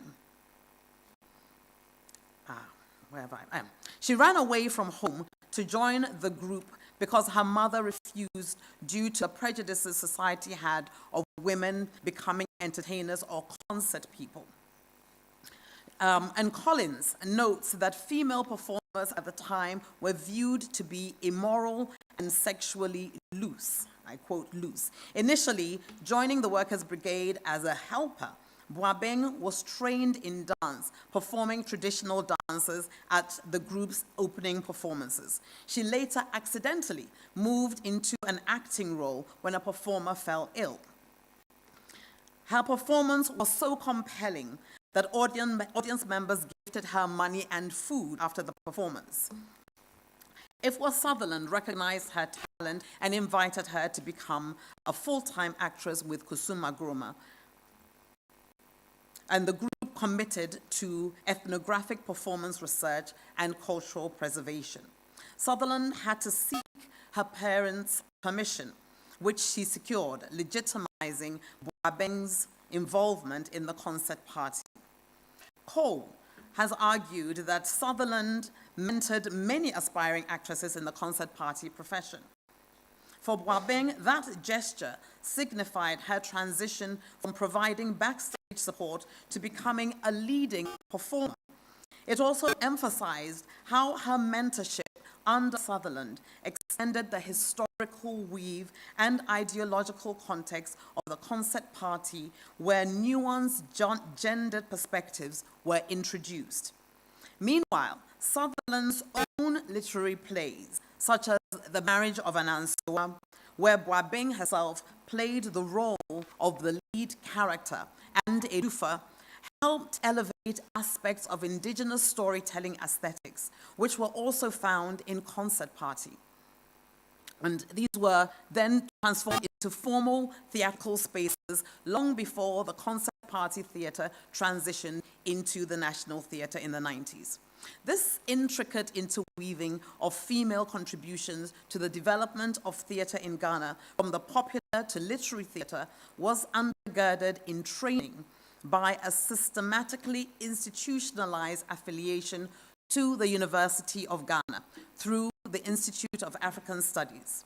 Sutherland's role as a researcher then was significant here, given her search for, and I quote, something new and familiar that drew on knowledge of imported forms, but also spoke in an African idiom. So from July. As already stated, the Concert Party from its inception only engaged male performers who performed as female impersonators. Collins asserts that there was a long tradition in African dramatic performances where men played women's roles. However, as Johnson reflects, and Johnson is one of the primary characters in Concert Party, the trios, once we probably can discuss that a bit further. So he comments, reflects on this. In those days, a girl on the stage would have been branded as a woman with no morals, end quote. Boabeng, along with other female performers, and were a handful of female pioneers who worked with the Workers' Brigade Concert Party group. The group was the first to allow female performers and was made up of 29 men and 8 women, a practice that influenced other Concert Party groups. The early performances of Boabeng and her fellow actresses helped challenge the perception that women in theatre were loose. This shift contributed to broader acceptance and integration of women's participation in concert parties and other performance forms in the country. So without knowing it, Boabeng and other pioneering women were reimagining a world of greater possibilities for themselves, their communities, and the concert party theatre as a whole. It is important at this point to highlight the shift in the culture around female performers coming into concert party.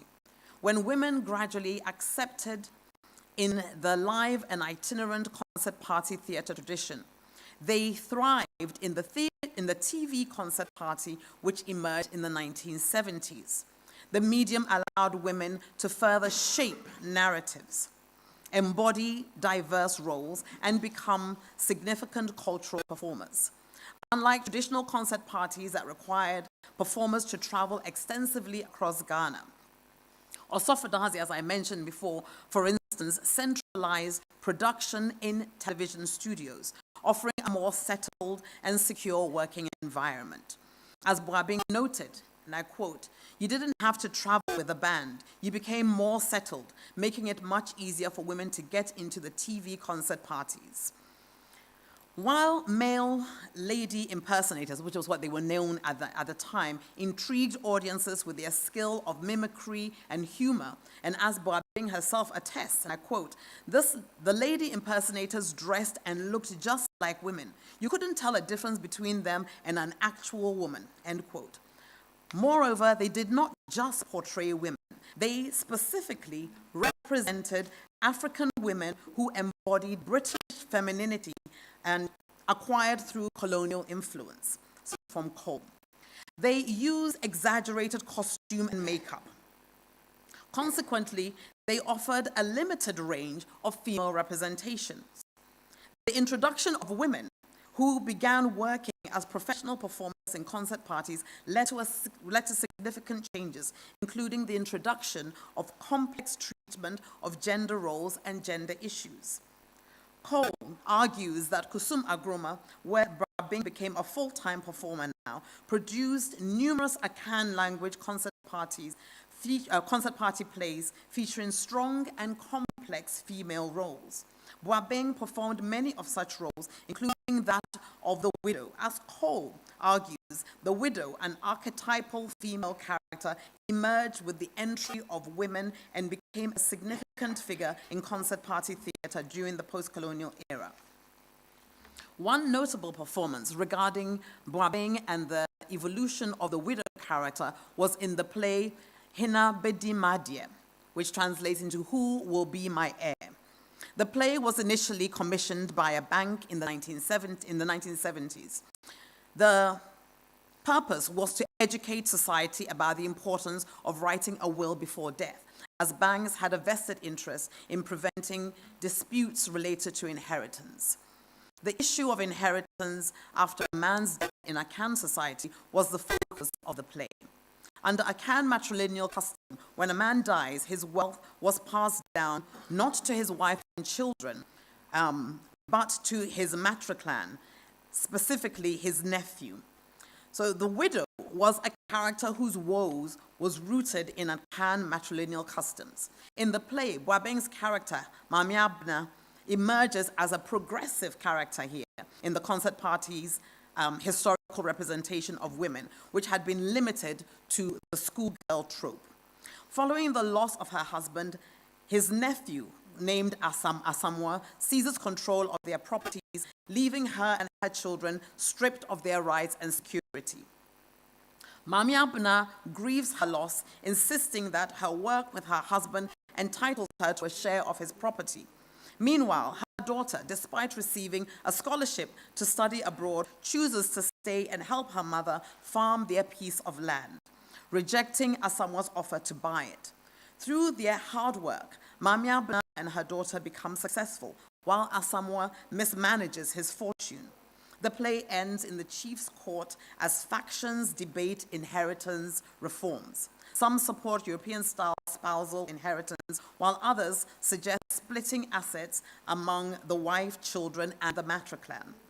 While the chief defers judgment, leaving the issues unresolved, the actions of Mamiabna and her daughter signal resistance, expose gendered customary injustices inherent in Akan matrilineal inheritance norms, and reclaim economic autonomy.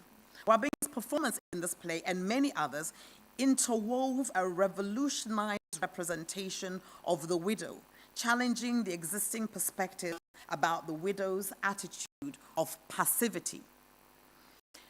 Understanding language in the concert party itself is paramount to gleaning the impact of the inclusion of Wabing and other female pioneers to the tradition. As an art form, the language of concert party performance lies at its core, drawing as it does from indigenous practices of orature. Its early introduction into the Gold Coast, as discussed earlier, was swiftly indigenized by exchanging imported music for homegrown high-life music. The English language was replaced by Pidgin English and Akan, and the central region, and Ga and Ewe languages as followed in due course. Language is the vehicle of the philosophy of a culture, and as such, concert parties' indigenization, which is rooted in the storytelling, is a practice which is language-based. Storytellers speak the language of the community, likewise the concert party groups. By using the Akan language, the form immediately became accessible to the masses, a decisive shift from its elitist origins, and can be read as an act of cultural assertion. The commonly shaped cultural reality seen in the use of specific proverbs, innuendos, folk songs, dances, satires, and social commentary create intimate bonds between the groups and the communities they visited. Wabing's entry into this familiar space was seamless as her level of performativity is innate. She drew instinctively from her cultural source, which is keenly endorsed by Sutherland Addy, and she quotes, I quote her here, her interpretation of traditional performance culture on stage is one of the hallmarks of her stage presence and style. And this is an end quote. This is a demonstration of Boabeng's embodied practice, which for the purpose of this paper offers a way of knowing while acknowledging the lack of any formal training. It also goes some way to explain the sparse academic interest in their contributions to the tradition. Boabeng was dedicated to using idiomatic language in her performances, which was a requirement for any concert party presentation at the National Theatre in its development, which this commitment reflected her professionalism and cultural integrity. She rejected vulgarity, opting instead for proverbs and idioms that conveyed depth and moral clarity. This philosophy set her work and others at the time apart from the later forms of Ghanaian popular theatre and film, such as the now famous Kumawood. I really don't like that term, but the new film community industry that is starting in Kumasi in Ghana, which she criticized for its focus on sensationalization. A translated and transcribed oral history interview was purposeful in this study. Aha, one. Okay, right. I will speed on to, we only have a few more pages we can get through. 1 minute, watch me fly. Okay, so, all right, I will move on. It's important to just note a nickname for her is Crowd. And that was because she became such a key figure in the concert parties. So everyone calls her Crowd because she pulls crowds to the productions. I just want to quickly mention the key contributions she made to concert party once it moved to the National Theatre, and then I will conclude.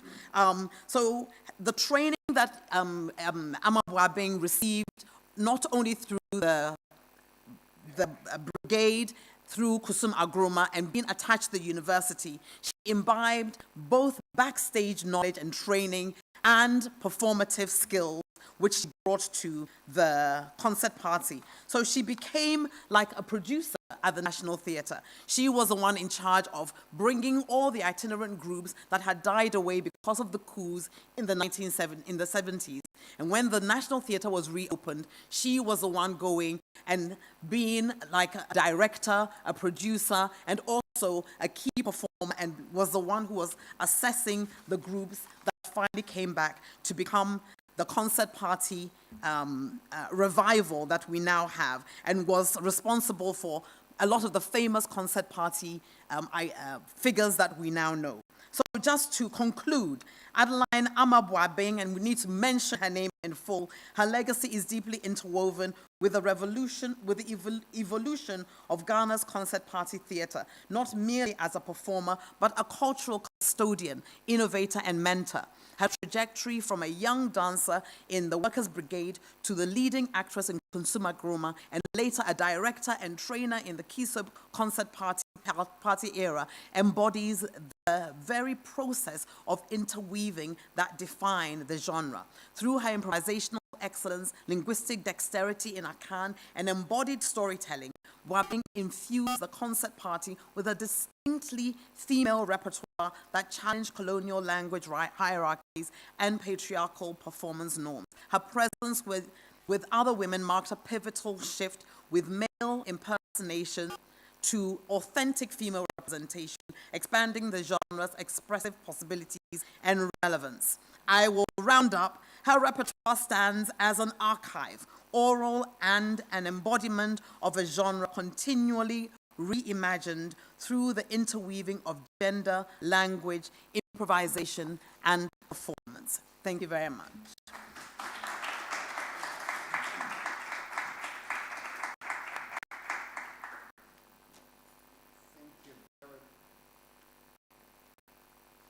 Thank you very much, Dr. Ikoma, for your excellent presentation in which you have examined how the legendary performer Ama Boabeng weaves improvisation, linguistic play, and embodied memory into a repertoire that is both deeply local and profoundly transnational, and we enjoyed actually listening to you, and they liked the idea of interweaving. And Professor Khalid Amin has just published an excellent book in Arabic in which he tackles the notion of interweaving, and he says that interweaving is a good thing. Interweaving of performance cultures is a good thing, but as you know, power relations are not equal. So this interweaving of performance of cultures of performance, let's say, should be done in a decolonial or through decolonial lens.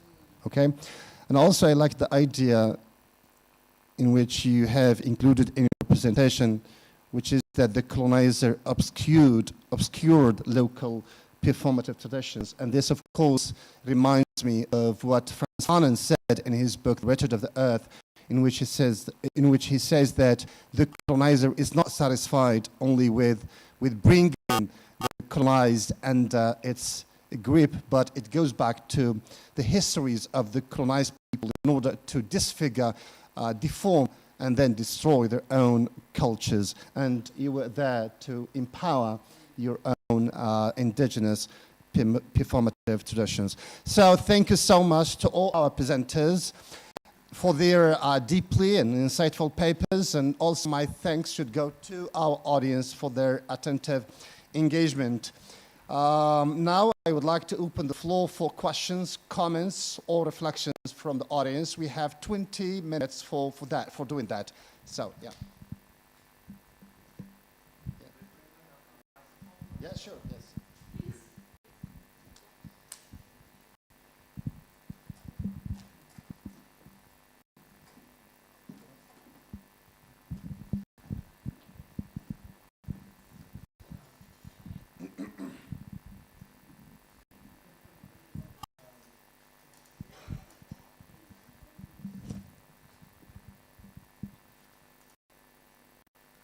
ألو، صباح الخير. السيد رئيس الجلسة، صباح الخير. أنا لدي تعليق وليس سؤال، والغاية منه إثراء المحاضرتين اللتين أعجبت بهما كثيرا. أنا في الحقيقة أعجبت بكل المحاضرات، ولكن تعليقي سينصب على المحاضرة الأولى للسيد محمودي والمحاضرة الثانية لسيد أمي إذا سمحت. والتعليق هذا الغاية منه، ما دام الموضوع هو الجسد، هو الجسد حينما يكون موضوعا للشعور بالإثم أو الذنب، ثم يتحول لأن يكون موضوعا للإيمان أو وسيلة للتعبير عن الإيمان في محاضرة السيد محمودي. والبشرة حينما تكون مصدر فخر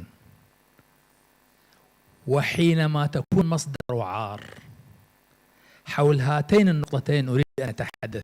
السيد محمودي تحدث عن واقعة استثنائية في تاريخ الإسلام. لمن لا يعرف ذلك، ربما بعض الموجودين في القاعة ربما ليس لديهم دراية فيها. هذه الواقعة التي تحدث عنها وهي مقتل الحسين بن علي تعتبر حالة رضة، أي هزة كبيرة بمفهوم فرويد. حدثت هذه الواقعة في حوالي سنة 681 ميلادية، انظروا، أي 61 هجرية. مضمونها نزاع سياسي قتل فيه الخليفة الإمام. انظروا، خليفة المسلمين قتل إمام المسلمين. طبعا أنذاك في القرن الأول، أي في القرن السابع الميلادي، لم يكن مفاهيم الخلافة والإمامة قد نضجت وأصبحت أسطورية فيما بعد، إنما كان نزاعا سياسيا. أي أن القتل في الحقيقة في أصله كان بين خصمين، وليس بين ممثل لفئة السنة وممثل لفئة الشيعة. فيما بعد هذه الرضة أحدثت انشقاق، وأدخل على موضوع الأستاذ محمودي الآن. أنا أقترح باعتبار أنا عراقي وأعرف هذا الأمر أن نصطلح على هذا العزاء وليس التعزية. ستقول لي ما الفرق؟ التعزية شعيرة نقوم بها جميعا كمسلمين على إثر وفاة شخص، وفي الغالب تستمر يعني يوم أو يومين أو أحيانا حتى ساعات. أما العزاء فهو طقس أصبح أو اكتسب مظهرا دينيا الآن. هذا الطقس الدكتور محمود أو المأساة لم يكن مثارا للتداول والأسى والمظلومية حتى القرن الثالث الهجري، يعني حوالي القرن العاشر أو نهاية التاسع الميلادي. أرجوك 10 دقائق للجلسة القادمة. أنا طلبت تعليق إذا أنت تحرمني. أنا لا بالعكس. لأن هذا إثراء لقضية ربما الآخرين يعني لا يعرفون بها. في القرن الثالث الهجري التاسع الميلادي، نهاية التاسع الميلادي، ظهرت فئة تسمى التوابون أو التوابين. هذه أنا لا أدري كيف يترجموها، ولكن ممكن أن نسميها جروب which feel guilty. هذه الطبقة أو الفئة هي التي ذهبت من العراق إلى المدينة وأغرت الحسين لأن يأتي ويعلن إمامته في العراق، وحينما قتل بدأت تشعر أنها هي التي ورطته، فتعبيرا عن شعور بالذنب بدأت تعذب نفسها. أصبح الجسد موضوعا للتعذيب والجرح والضرب وإلى آخره. هذه الجماعة التي تسمى التوابين تطورت إلى مجتمع، أصبحت community which feel guilty. انظروا، هذه جدا مهمة. تحول الطقس من جماعة تشعر بالإثم إلى مجتمع يشعر بالإثم، ولكنه لم يعد يشعر بالإثم، إنما بدأ يعبر عن إيمانه بذلك الإمام. ولهذا إشارتك أنت إلى هذا الطقس العزاء مهمة، لأن الآن إذا ما رصدنا أشكال الفرجة، نحن نسميها في العراق تشبيه بالمناسبة، لا نسميه تشبيه أو مشهد حسيني، ومجموعه تشابيه، وهو عرض حي يشاهده حوالي 10 ملايين ويقوم به عشرات الآلاف يؤدون التمثيل فيه. هذه النقطة الأولى. النقطة الثانية أقل اختصارا. نعم يا أستاذ، يعني هذه ندوة مهمة جدا نحن نتداول بها، جدا مهمة. موضوع الجسد، البشرة حينما تصبح مصدرا للفخر والبشرة حينما تصبح مصدرا للعار.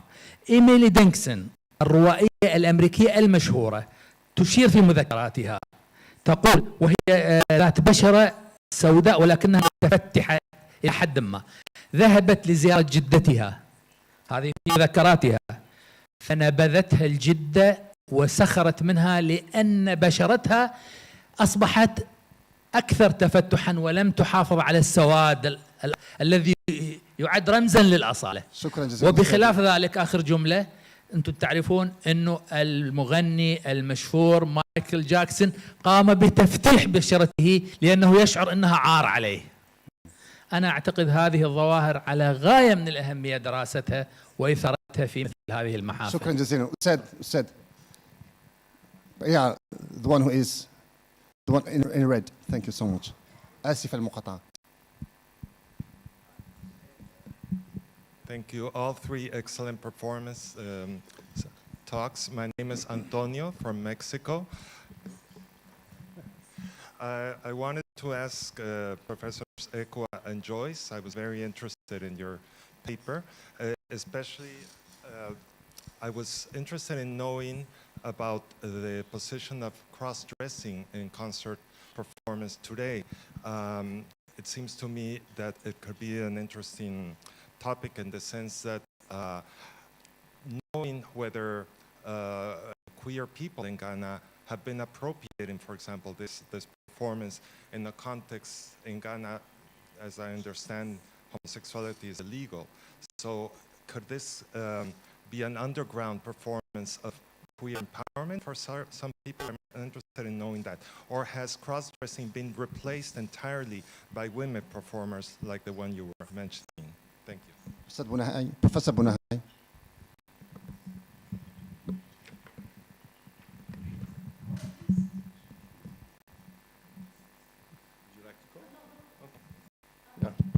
Very briefly, by the way, Michael Jackson had a skin disease. This is number one. Number two, I have two comments. One with regard to Tazia, and the other one is actually a question to Mr. Mahmoudi. I think we have to decolonize the discourse on Tazia. Why? Because the people who actually reported on Tazia framed it within a Euro-centric lens. They saw the passion, the crucifixion in Tazia. They saw self-flagellation in Tazia, and they saw stigmata in Tazia. So you could see that these people who were actually reporting from a Euro-centric perspective. The question that I have for you is, you spoke about Tazia.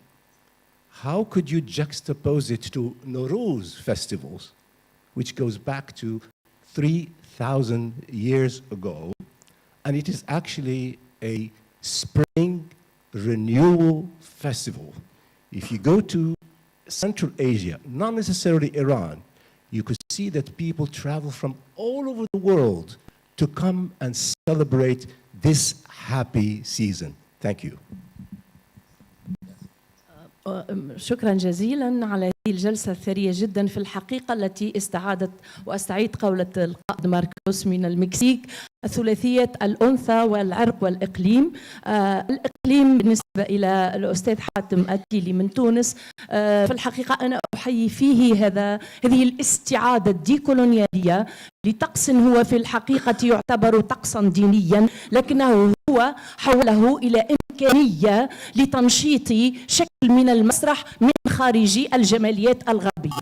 وهو سأل سؤالا خطيرا وأنا سأعيد له هذا السؤال: لماذا تستعصي النماذج غير الغربية من خارج الجماليات الغربية على إمكانية اختبار وإدماج والاعتراف أيضا بأن ثمة طقوس مسرحية خارج الإمكانيات الغربية التي حددها الغرب؟ ربما لأن المسرح من خارج الغرب هو مسرح من دون ذات، لكن الاستيتيقة الغربية قامت على مفهوم الذات، وأنت تكلمت قليلا عن الفرد والجماعة. الثقافات الأخرى هي ثقافات جماعوية، والثقافة الغربية الحديثة أرادت أن تجعل الذات هو مركز العالم، لذلك لا يمكنها أن تفهم الثقافات الأخرى والجماليات الأخرى. هذا واحد. بالنسبة إلى الأنثى كإمكانية لمقاومة النظام البطريركي وإحداث نوع من الصدوع الكسور الديكولونيالية في النظام البطريركي، هل تعتقدين أن ضرورة إعادة كتابة تواريخ النساء بأصوات مختلفة ومتعددة يعني قادرة على مقاومة هذه المأسسة الكبرى للنسوية البيضاء كما نعرف هذا؟ وشكرا جزيلا. أقل من دقيقة أرجوك. يعني سؤال أول أو متعلق ب يعني مداخلة الأستاذ يعني لاحظت أن المتدخلين اللغة الإنجليزية خاصة الذين من غانا أو من العالم المستعمر اشتغلوا على نصوص يعني محلية ولكن مكتوبة باللغة الإنجليزية. السؤال يعني السؤال الأول يعني هل وتحدث عن ديكولونياليات المعتمد الغربي، اللغة هنا الإنجليزية لغة الاستعمار إلى أي مدى تشكل عائق، وكيف يمكن أن نجعلها هي نفسها موضوعا للديكولونيالية؟ وفي تعليق الأستاذ على تناسج، هل اللغة يعني أي تناسج ينبغي أن يكون وجهة نظر ديكولونيالية نسعى إلى تناسج عادل كما أشرت متكافئ. اللغة هنا في عملية التناسج عندما نكتب بالإنجليزية هل هي تجعل هذا التناسج عادل أم العكس؟ المسألة الثانية ما هي أنا أطرح السؤال يعني سواء في غانا أو في أدب المستعمرات عموما، هل مكانة الأدب المكتوب باللغات المحلية مثل في الهند أو في إفريقيا هي نفس مكانة الأدب الذي يكتبه المحليون باللغة الإنجليزية؟ لماذا؟ أنا قرأت قصة قصيرة دالة للكاتبة الهندية المعروفة أروندهاتي روي، قصة جميلة أن تحكي عن شابة كانت طموحة تعرف اللغات الهندية المحلية وذهبت إلى العاصمة ولها مشروع لتترجم الأدب المكتوب باللغات الهندية المحلية إلى اللغة الإنجليزية، لكن في النهاية ستصاب بالخيبة. يعني لا الجمهور الهندي ولا دور النشر كانت تقبل على الترجمة من الترجمة من الأدب غير الهندي المكتوب بالإنجليزية إلى اللغات المحلية، لكن يعني هذا يعطينا ربما رؤية لهذا الوضع الأدب المكتوب باللغات المحلية. شكرا جزيلا أستاذ. For those in the back, yes. Okay. Please be brief.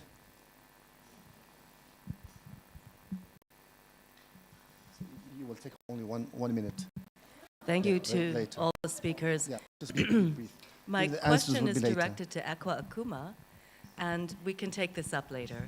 But it's also a comment more generally about use of the terminology interweaving, which is serving a lot of purposes, to put it mildly, and I think is being used where we need to do much more deliberative intellectual work. So, Ekwa, in particular, the way that you helped us understand the relationship between a category problem and an evidence problem in this history is really helpful. But perhaps there are ways in thinking about the lineage that Sutherland represents and that Wabeng represents following on into the present day can be nuanced much more than interweaving. And I invite conversation about that with you and with others. Yeah, thank you so much. The last one. So thank you so much for your questions. So I'm going to move to our presenters. Yes, you can take less than a minute, please. We are running out of time. Please be brief. Okay, thank you all. 1 minute. Okay, to respond to, I will start with the cross-dressing.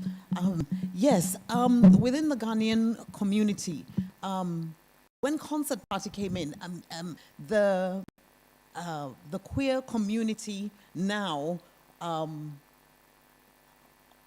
sure we all know about the issues with it being illegal, and there's a lot of information on social media about it. But within the traditional communities, there are communities where people do. There was one man who was playing one of these characters, the female impersonator, and actually lived their life as a female impersonator, and they were accepted within the community. Everyone knew they made themselves up and lived their life like that.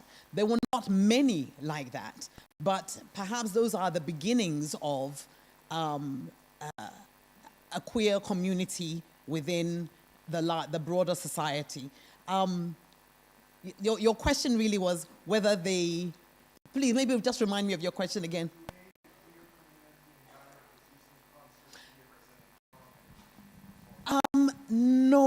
No, not because the female impersonator now has been replaced. Women are now fully in that space. But there are references that there are feminist theater companies that do sometimes reference those elements. But it isn't something that is completely widespread in the way that Concert Party as a tradition is. So really to answer that question, that would be a no. Thanks so much. شكرا We will للجميع. continue the conversations. Yes, that's what we have to do. شكرا لجميع الأصدقاء. سأحاول بسرعة قصوى أن أتصادى مع ما تقدمتم به من مقترحات. أستاذ إبراهيم، أشرت إلى لعبة المصطلحات: التعزية، العزاء، المناحة، النياحة. أعتقد ليس مهم أن نستعمل مصطلح العزاء أو التعزية، ولكن مصطلح المناحة هو ما يجعل من هذا الأمر شكلا فرجويا. هذا ما أقصده بالضبط. صديق العزيز، أعتقد أنك أشرت إلى عيد النيروز، صح؟ أوكي. أنا أعتقد أن مسألة المناحة هذه تعتمد على معجم كامل من السوائل. معجم العطش، معتقد الماء رمزية العطش، الدم رمزية تقطيع أوصال الإله، وإلى غير ذلك معجم السوائل. ولكن سأشير إلى ملاحظة مهمة للغاية حول الظاهرة التموزية التي تجمع المناحة ببعض الطقوس الأخرى أو الأعياد الأخرى التي تكون لدينا هنا في المغرب الأقصى أو حتى تونس أو في بعض بلدان البلقان في شمال شرق آسيا. هناك قال ابن وحشية، كتاب مغمور جدا، كتاب الفلاحة النبطية، هو مكتوب بالكلدانية ومترجم إلى اللغة العربية في 1700 صفحة. قال عن الظاهرة التموزية ما يلي. قال: وزعموا أن هذا الإله المسمى تموز، وأفتح قوسين، تموز هو البديل المتعالي عن أدونيس لدى الفينيقيين، وأدونيس لدى الفينيقيين هو البديل المتعالي عن ديونيزوس القادم من بحار إيجاء إلى اليونان. أرجع إلى الله. قال: وزعموا أن هذا الإله المسمى تموز هو إله، ولكنه في حقيقة الأمر هو رجل خارق القوى وبطل قتل شر قتلات وطحنت عظامه طحنا وفري لحمه فريا ونثر في الحقول فأنجبت الحقول من دمه زهرة شقائق نعمان. رمزية الانبعاث. إذن ما أردت أن أتفاوض به من خلال هذه المداخلة هو أن مسألة الجذب، مسألة الموت أو الانبعاث، هي ظاهرة زراعية قبل أن تتمأسس دينيا ويتم السطو عليها من قبل المذهب الشيعي. الشيعة ماذا فعلوا بعد السطو على هذه الظاهرة؟ هي ليست سطو، إنما مقتل الحسين بتلك الطريقة البشعة حير أو أثار الذاكرة القديمة في بلاد ما بين النهرين وصولا إلى منطقة الهلال الخصيب ككل، ولا يتسع المقام حتى أشرح كافة المعلومات حول هذا الأمر مع الاعتذار منكم جميعا. So it has been an honor to have chaired this three-continental panel. I would like to end this panel by thanking our instant interpreters. You are doing an excellent job. Thank you guys for coming. See you later.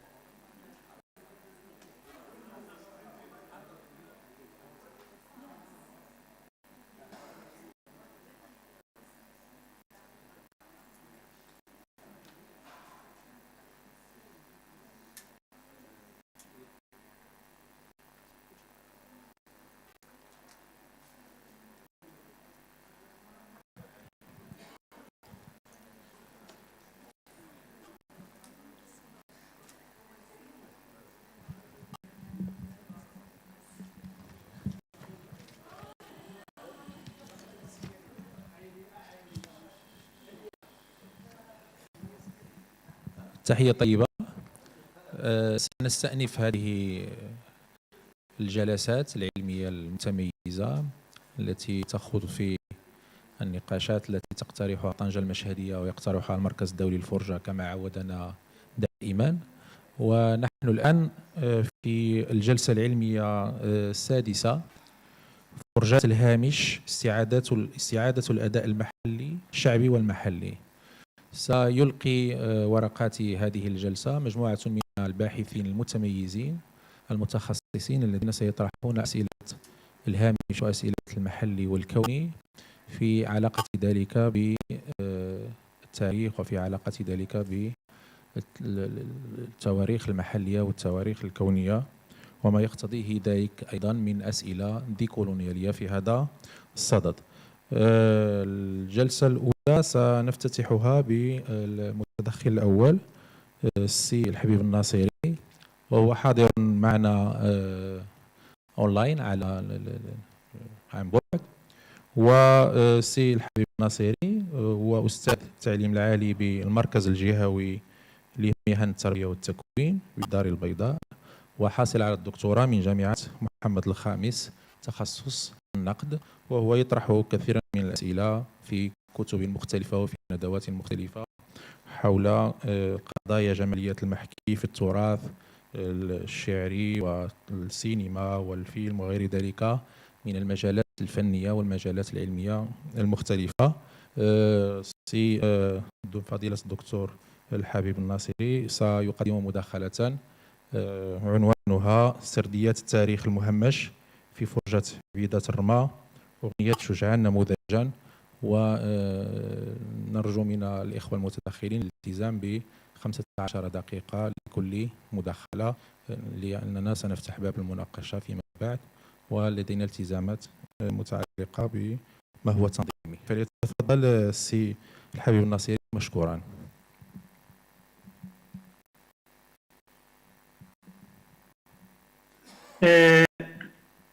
صباح الخير.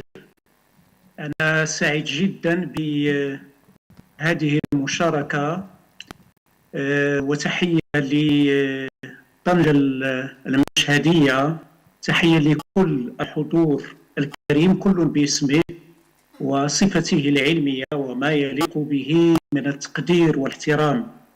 طبعا مداخلتي تتعلق بكيفية تفكيك المهمش التاريخي في ثقافتنا الشعبية، وكيف يمكن أن نثمن ونعيد الاعتبار للبادية خصوصا البادية المغربية لما قامت به من أدوار مهمة جدا على مستوى كتابة التاريخ. ومن هنا وجب إعادة كتابة هذا التاريخ من أجل أن نسمع صوت الهامش ولا سيما البادية. في هذا الإطار سأقدم مجموعة من العناصر المتعلقة بهذه المداخلة على الشكل التالي. طبعا بالنسبة للشرائح التي سأقدمها هي على الشكل التالي.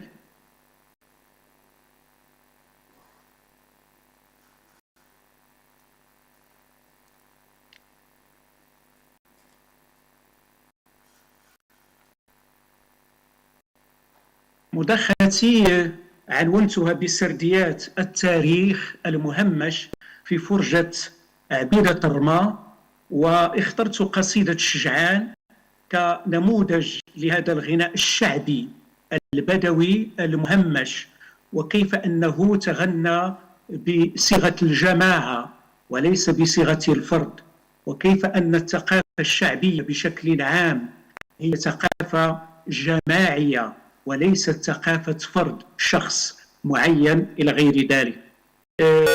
لماذا عبيدة الرماة؟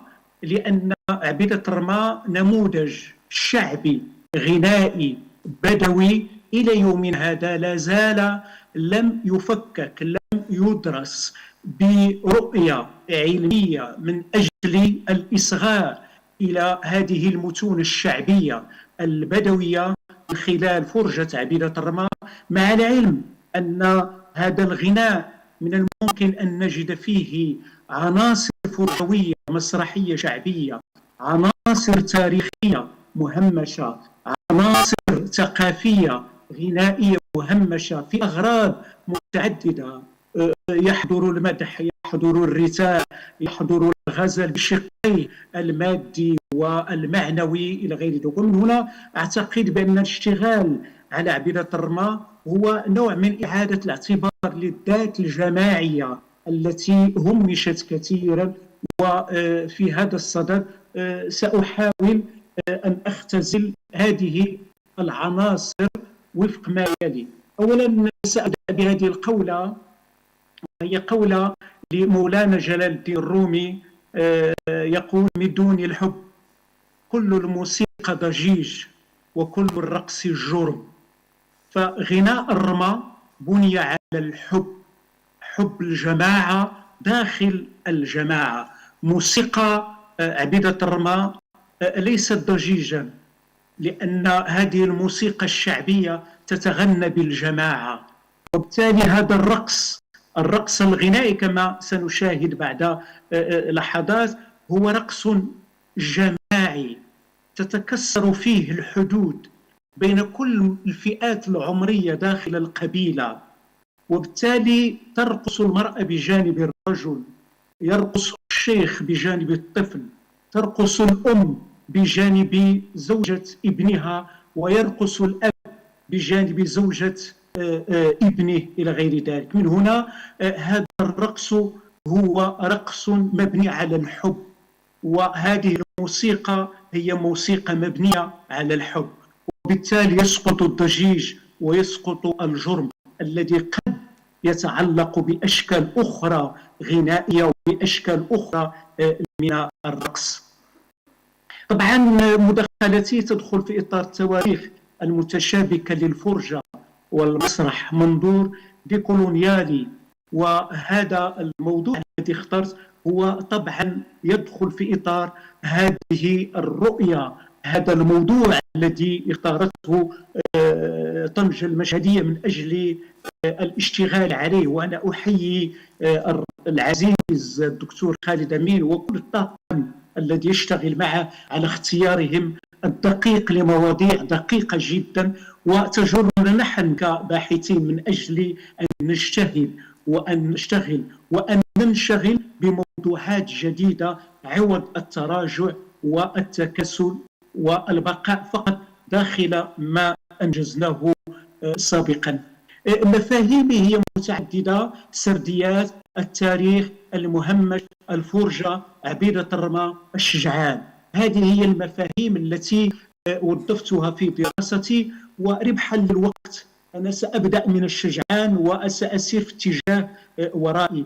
طبعا شجعان يقصد به أو لفظة الشجعان تعود إلى الجذر اللغوي شين وجيم وعين، ومنها الشجاعة. وطبعا هذه الفرقة أو هذه المجموعة تتغنى بالذين ناضلوا وواجهوا وبالضبط بأحداث 20 غشت، وهي محطة تاريخية مهمة جدا في تاريخ المغرب.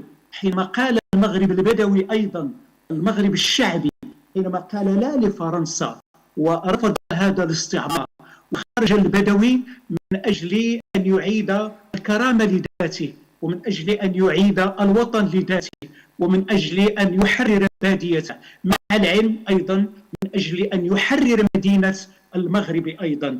وبالتالي هذا الموضوع يدخل في هذه السرديات، يدخل في هذا التاريخ المهمش، يدخل في هذه الفرجة الجماعية، وبالتالي تصبح مجموعة عبيدة الرماء كمجموعة غنائية شعبية منحوتة من البادية، لا يوجد فيها قائل سجل الكلمات في مكتب الحقوق الفكري باسمه، ولا يوجد فيه ملحن لحن لحنا وامتلكه، ولا يوجد فيه من غنى هذه الأغنية ووثقها في مكتب معين، بل الغناء هنا هو غناء عفوي جماعي شعبي. البادية هي التي تغني من أجل أن تقول لا للمستعمر، من أجل أن تحرر باديتها، من أجل أن تعيد الكرامة لنفسها. وبالتالي هذه القصيدة التي اخترت هي قصيدة الشجعان، تمجد الشجاع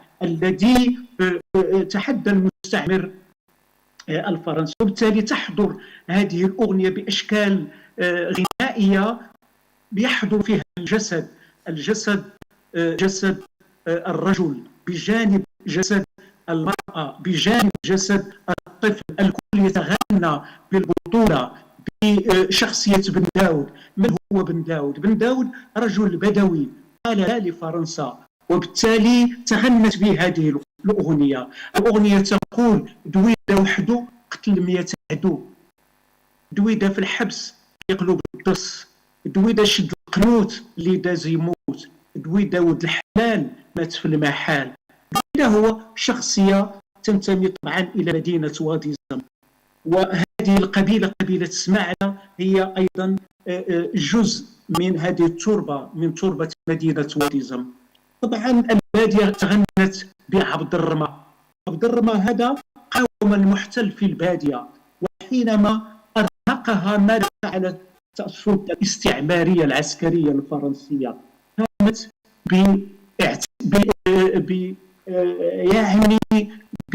بمحاولة، فكرت في العديد من المحاولات لقتله، وبقيت محاولة واحدة، وهو أن السلطة الاستعمارية الفرنسية العسكرية انتقلت إلى البادية حيث يوجد عبد الرما، وأمرت بالأب أن يخرج هذا الابن من أجل طبعا توجيه تهمة معينة إلى غير ذلك، وأخرجته وقتلته أمام الناس. وقبل ذلك طلب من العسكر الفرنسي أن يتوضأ ويصلي، واستجابت له طبعا في إطار بين قوسين رؤية دينية معينة إلى غير ذلك.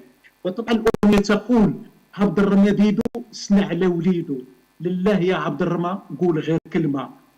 طبعا ماذا فعل الأب حينما قتل أو استشهد هذا الابن البار لتربته ولباديته؟ أخرج الصينية بالبراد وكؤوس الشاي.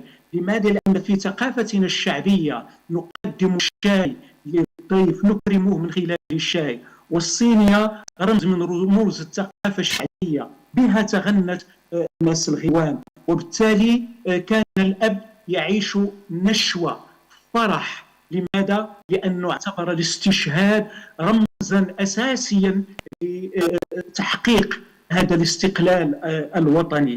إذن لماذا هذه الدراسة؟ طبعا هي دراسة تعيد الاعتبار للمهمش، تعيد الاعتبار للبادية، من أجل كتابة تاريخ آخر كما يقول عبد الله العروي، من أجل تغيير الوثيقة أو البحث على الأقل عن وثائق أخرى. طبعا في كتابة التاريخ نحن ارتبطنا بكتابة هذا التاريخ انطلاقا من وثيقة. هذه الوثيقة هي مخطوط مثلا، وقد تكون هذه الوثيقة مؤسساتية رسمية، وبالتالي همشنا الكثير من الوثائق الشفهية والوثيقة الغنائية الشعبية البدوية من الممكن أن تكون وثيقة أساسية. والدكتور عبد العروي يقول حينما نغير الوثيقة قد نغير الحدث وقد نغير الرؤية، وبالتالي قد نساهم في كتابة تاريخ جديد نعطي فيه صوتا لهذا المهمش التاريخي الشعبي. طبعا فرجة الرماء البدوية أعتبرها مصدرا لتوثيق الذاكرة الشعبية المغربية البدوية الجماعية، وهذا نضعه في إطار يسمى أنسنة بين قوسين المدنس. فهذه الثقافة الشعبية أنها تدرس واعتبرت بين قوسين مدنسة مقابل ثقافة عالمة موثقة مكتوبة بالفصحى مسجلة في اسم من كتب هذا النص الشعري ومن غنى هذا النص الشعري ومن لحن هذا النص الشعري. وبالتالي اعتبرت هذه الثقافة خارج ما هو مؤسساتي، خارج كتابة التاريخ، خارج كتابة الأدب. وبالتالي من هنا على الأقل اهتمامنا بهذه الثقافة من الممكن أن يؤنسن هذه الثقافة ويعطيها قيمتها الاعتبارية والرمزية. طبعا التاريخ الشعبي البدوي من خلال قصيدة الشجعان هو تاريخ منسي. لماذا؟ لأن هذه القصيدة، قصيدة الشجعان، وثقت الأمكنة، وثقت الشخصيات أو الشخوص الشعبية البدوية التي ساهمت في أحداث 20 غش. وأحداث 20 غش هي أحداث أساسية بدوية عجلت باستقلال المغرب، لأن المقاومة في مرحلة معينة كانت مرهونة فقط بالمدينة، وحتى على مستوى توثيق الذاكرة، ذاكرة المقاومة. في المجمل نقرأ ونجد كتابة أو نجد دور وأهمية المدينة في استقلال المغرب على مستوى المقاومة، وهذا طبعا صحيح جدا. لكن البادية ساهمت بشكل كبير وعجلت باستقلال المغرب، وبالتالي هذا تاريخ منسي. التاريخ الشعبي البدوي من خلال قصيدة الشجعان وثقت الأمكنة، وثقت الأزمنة، بل كانت بمثابة خطاب رمزي يمرر من خلاله كود رمز معين من أجل إعطاء إشارة معينة. مثلا طلوع النجمة تحوزنا تما، قولوا لبني زمور لغلبتو ديروا كركور. إذا سأعطي بعض لقطات من هذه الأغنية الشعبية، وأنا اخترت نموذجا بدويا عبارة عن عرس شعبي بدوي داخل بادية في قبيلة اسماعلة. وقبيلة اسماعلة قبيلة تاريخية مقاومة توجد بالقرب من مدينة واديزم. سنشاهد بعض اللقطات من هذه الأغنية.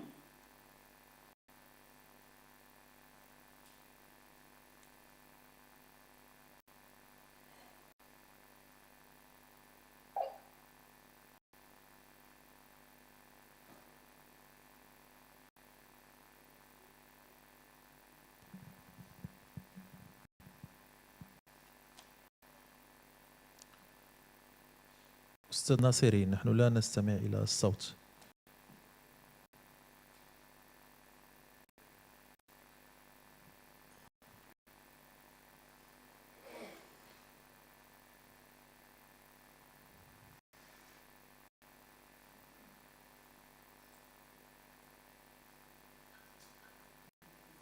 أستاذ ناصري، لا أعرف إن كان المشكل ربحا للوقت. ربحا للوقت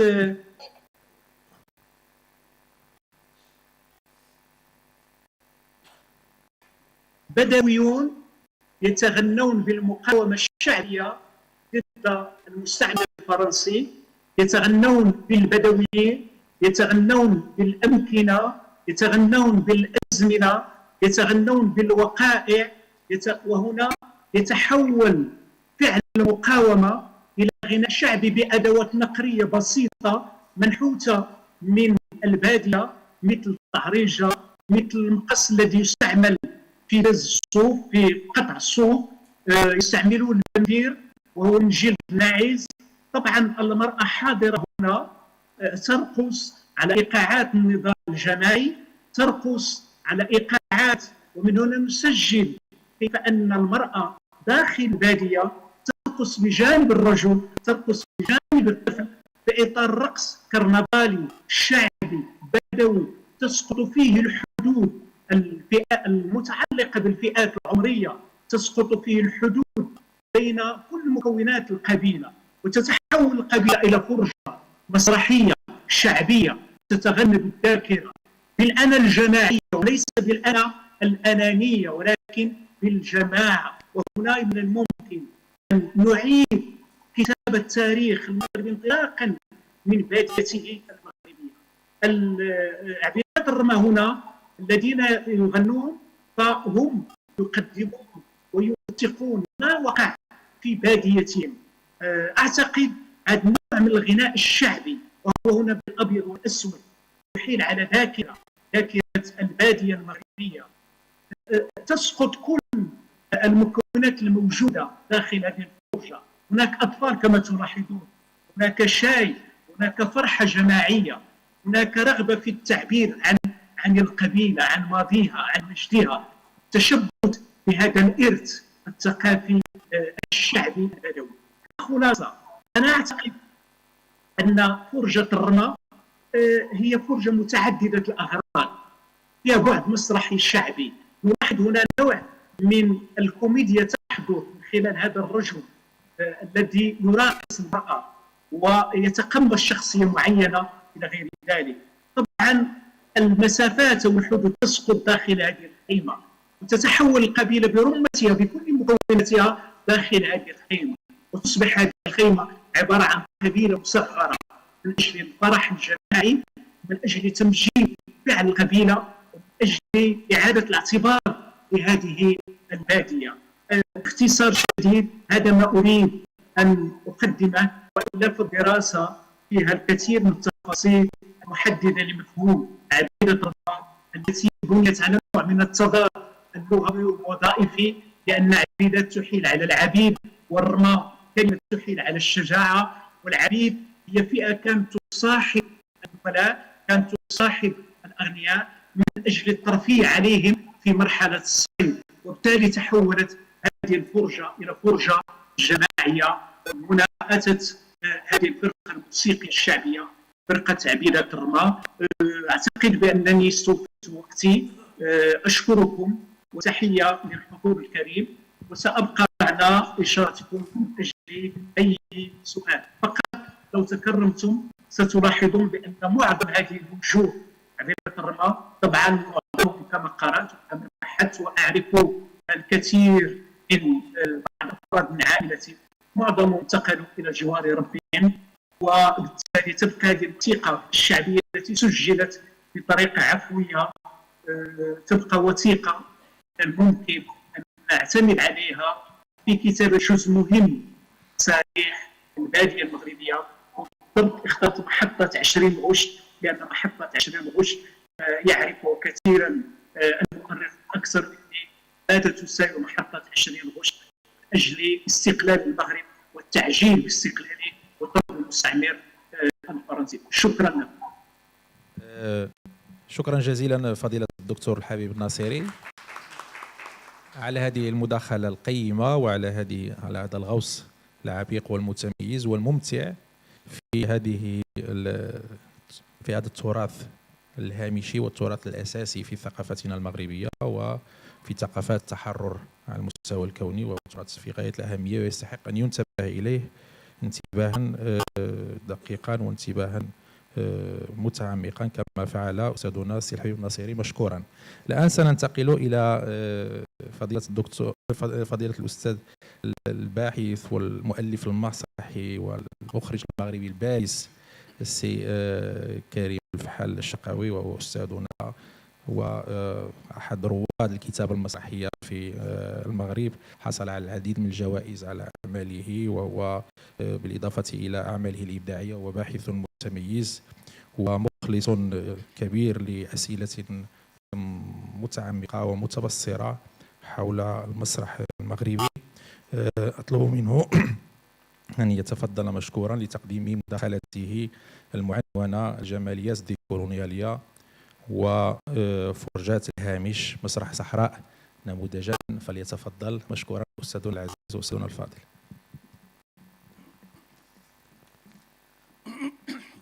السلام عليكم. طبعا أنا سعيد بالمشاركة في هذا المهرجان الراقي الفكري الراقي. بالمناسبة أشكر المركز الدولي لدراسة الفرجة ولصناع طنجة المشهدية على رأسهم الدكتور خالد أمين. طبعا أشكر كل المساهمين في هذا المهرجان الفكري المتوهج والمشع من تقنيين، من مترجمين، من جنود خفاء الذين يساهمون في إنجاح هذه التظاهرة المهمة. مداخلتي ستتمركز حول الجمالية الديكولونيالية وفرجات الهامش، وهي تنقسم إلى قسمين: قسم تعريفي نظري تعريفي وقسم تطبيقي. سيتناول عرضا مسرحيا يركز على الفرجات ما قبل الاستعمارية، ولكنني لن أقرأ هذه القراءة يعني اختصارا للوقت أنا أقرأ هذه القراءة التطبيقية ولكن يعني سأفسر لماذا تم اختيار وانتقاء هذه الفرجة ما قبل الاستعمارية النقاط الأساسية فقط. يكاد ينحصر تاريخ الجماليات بمفاهيمه وفلسفاته ومدارسه وتياراته وقطائعه وانعطافاته في السردية الأحادية للمركزية الغربية والبراديغم الجمالي الأورومركزي الذي نحته الإغريق وأثبتته النهضة الأوروبية واحتكرته الحداثة بكل طبعاتها، وهو الملمح الذي سيؤشر عليه إدوارد السعيد حين سيؤكد بأن تاريخ الفن قد أنشئ بطريقة تهمش الفن غير الغربي، الأمر الذي يستوجب إعادة تدوين تاريخ مغاير للجماليات الإنسانية في تنوعها وتعدديتها وطرائها الإنساني. من هذا المنظور سيشكل المنعطف الديكولونيالي اختراقا فكريا واستيطيقيا لتاريخ النظريات المعرفية والجمالية التي أنتجها العقل الغربي لأجل انتشال الخطاب الجمالي من سلطة الإبستيمية الغربية ومعاييرها المهيمنة وتشييد منظومة مغايرة للوجود والمعرفة والجمال خارج الكوسموس الغربي. من هذا المنطلق ستشهر الديكولونيالية عصيانا معرفيا وجماليا بدعوتها للتحرر من سلطة الحداثة الغربية التي تختزن وعيا كولونياليا مضمرا، وذلك من خلال تفكيك خطابها وتفتيت مفاهيمها ومقاومة سردياتها الجمالية التي ما فتئت تفرض معاييرها ومقاييسها التي تميز بين الجميل والقبيح وبين الفن والفن، الأمر الذي يكرس وصاية استيطيقية على حواس وذائقة وخيال شعوب الثقافات خارج المصفوفة الغربية. لهذا سيحاول المنعطف الديكولونيالي استنهاض قيم الثقافات المحلية وهويات الهامش ليس كمراكز بديلة وإنما كروافد تحتفي بالتنوع والتعدد الثقافي الإنساني.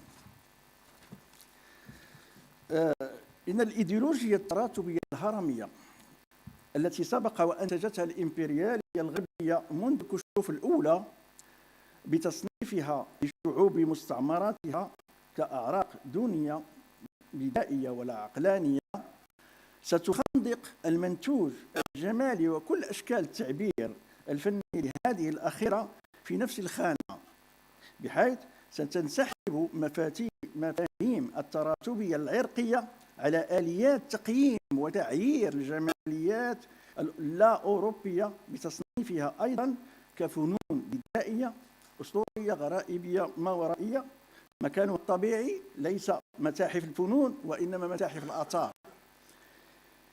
هكذا تكرس الإيديولوجيا الاستعمارية منذ الكشوف الأولى هذا التمييز والتكريس للفن الأوروبي للفن الأورو-مركزي كمعيار أوحد للجماليات الإنسانية.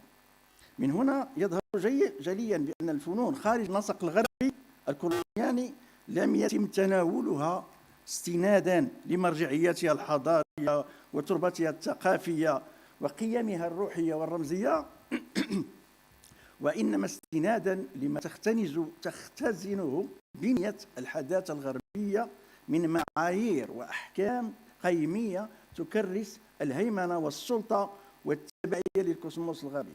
لهذا يؤشر الخطاب الديكولونيالي إلى أن الجماليات الأورو-مركزية تختزن قيما مهيمنة تفرض معاييرها للخير والشر، الجميل والقبيح، الأصيل والهجين، النبيل والحقير، المتحضر والبدائي كأنساق معيارية كونية شمولية تمارس سلطتها على ذائقة وحواس وخيال الآخر اللاغربي. لهذا سيسعى المشرط النقدي الديكولونيالي إلى إعادة مفاهات الخطاب الاستيطيقي الذي أنتجته المركزية الغربية من خلال إعلان عصيان معرفي وجمالي منفصل عن باراديغم الحداثة الغربية بهدف ترسيخ قيم ديكولونيالية تحرر المحسوس وتمتح من المخزون الثقافي والجمالي ما قبل كولونيالي وتعيد اكتشاف الفنون والتعابير المحلية وتنضيدها من الملوثات والشوائب الاغترابية وتحريرها من معايير إيديولوجيتها التراتبية التي أنتجتها الإمبريالية الغربية،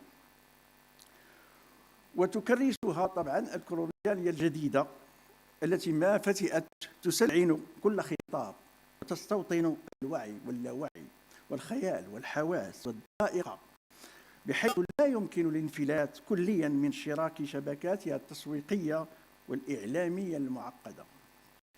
واستنادا لما سبق ستعلن نخبة من منظري الخطاب ديكولونيالي بأمريكا اللاتينية في بداية الألفية الثالثة عن مانفيستو تصفية استعمار الجماليات كخيار استراتيجي ثقافي يتبنى مفهوم الحداثة المتجاوزة المتحررة من إبستيمية الحداثة الغربية بكل معاييرها ومقاييسها الجمالية المهيمنة والمستبدة لمواجهة خطاب الإبستيميسايد أو الإبادة المعرفية للثقافات وللأشكال التعبيرية المحلية اللا غربية من خلال كل وسائل المحو الممنهجة التي سبق أن اقترفها الاستعمار في أمريكا اللاتينية، حيث تم خلالها إحراق وتدمير المآثر والمعابد والهياكل والتماثيل والمنحوتات الفنية التي تمثل رموزا ثقافية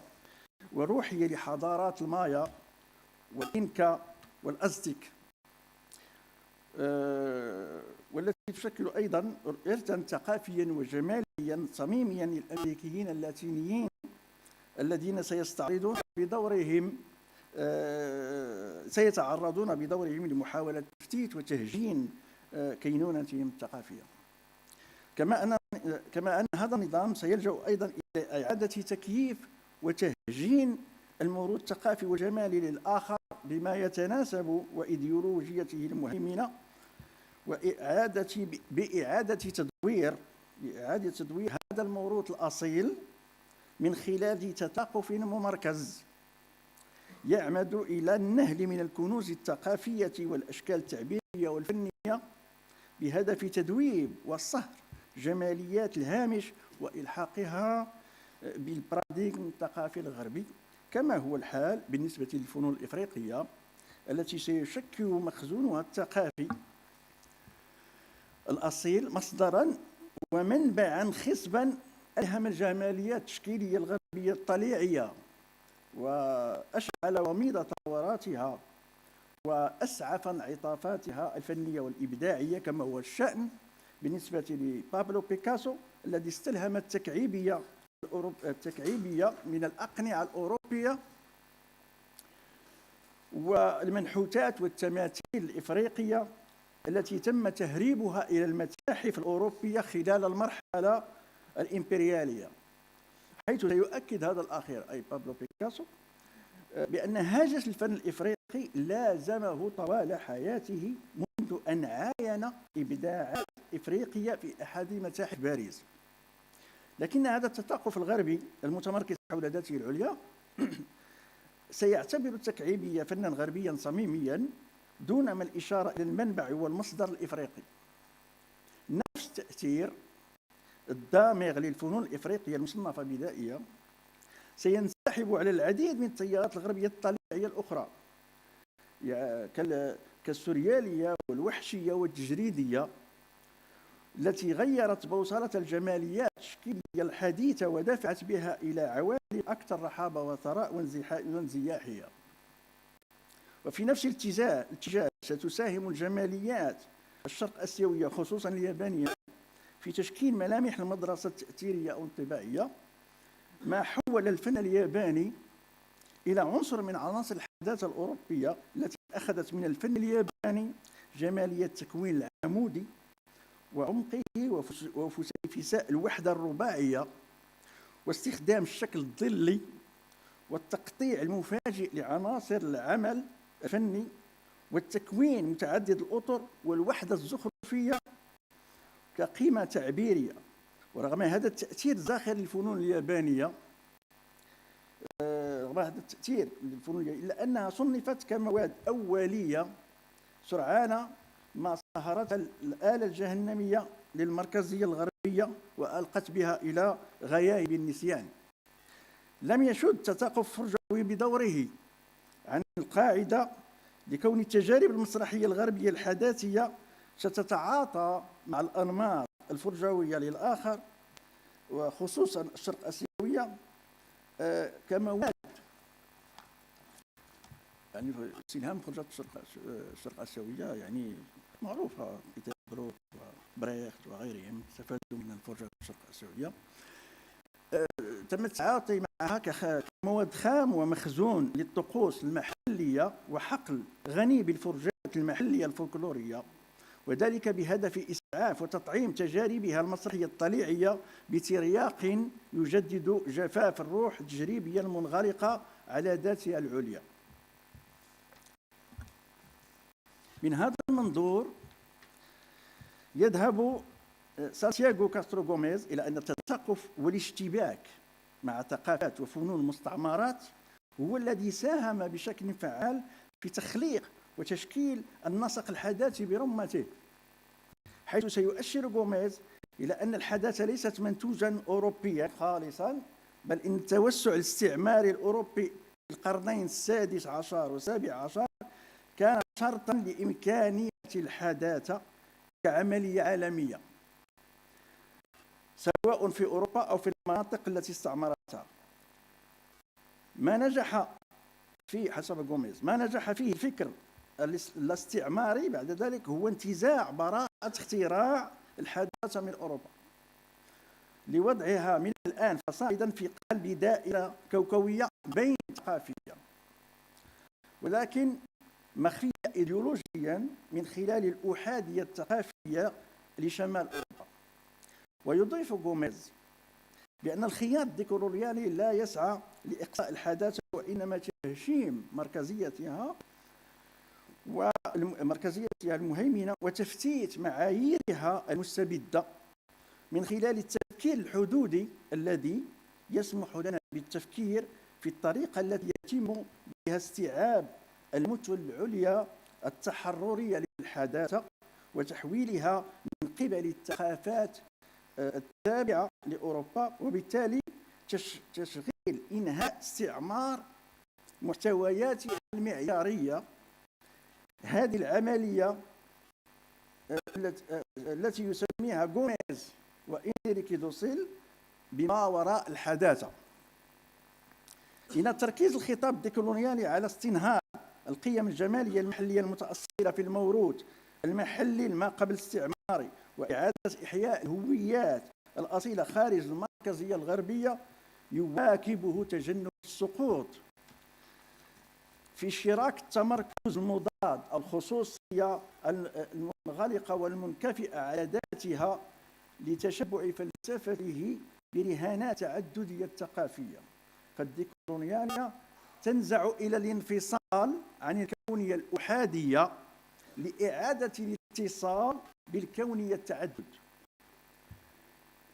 لكونها لا تدعو إلى خصوصانية منزوية بل تسعى إلى كونية حوارية تبنى من تضافر روافد محلية متعددة وتختبر في ميادين الحياة لا في مختبرات النص وحده. لهذا يظهر مفهوم التعدد العالمي بوصفه بديلا عن كونية تفرغ التنوع وتسطحه. هنا يكون الربط بعد الفك.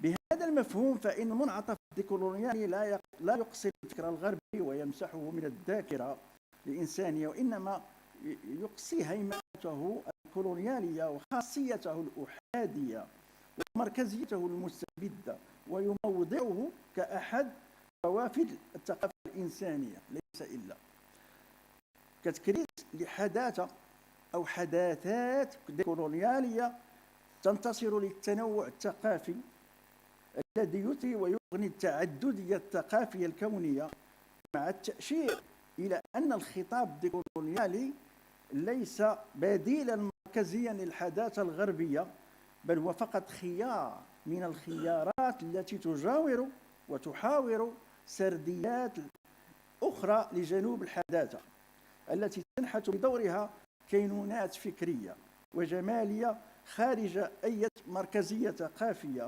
مستبدة. وبالتالي فإن الديكولونيالية ليست إلا واحدة من الاقتراحات الفكرية التي تتوسل بتعدد السرديات الثقافية والجمالية خارج أي تمركز مهيمن أو أبوية مستبدة أو أصولية منكفئة. من هذا المنظور سأعرج إلى القراءة التطبيقية، ولم أقرأ قراءتي لعرض مسرحي تم انتقاؤه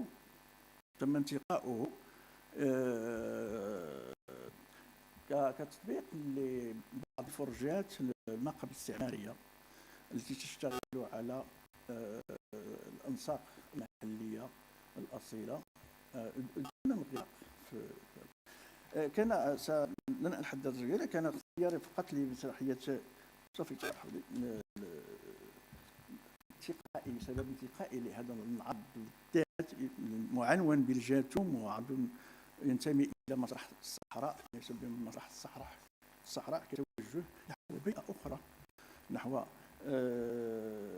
تجربة محلية مغايرة للأنساق الديكولونيالية. انتقيت هذا العرض بعنوان الجاثوم، والجاثوم هو الذي يجتم على صدر الفرد بين النوم واليقظة، كنقولوا حنا في المغرب العامية بوغطاط. تم انتقاء هذا العرض أولا لأنه يستحضر القيم الثقافية الصحراوية ما قبل الاستعمارية كخيار جمالي ديكولونيالي مفتوح على الأنساق الحداثية غير المهيمنة، وهو ما يتماشى مع أطروحة غوميز الذي لا يدعو إلى نعي الحداثة بقدر ما يدعو إلى استيعابها بعد إسقاط مخزونها الكولونيالي.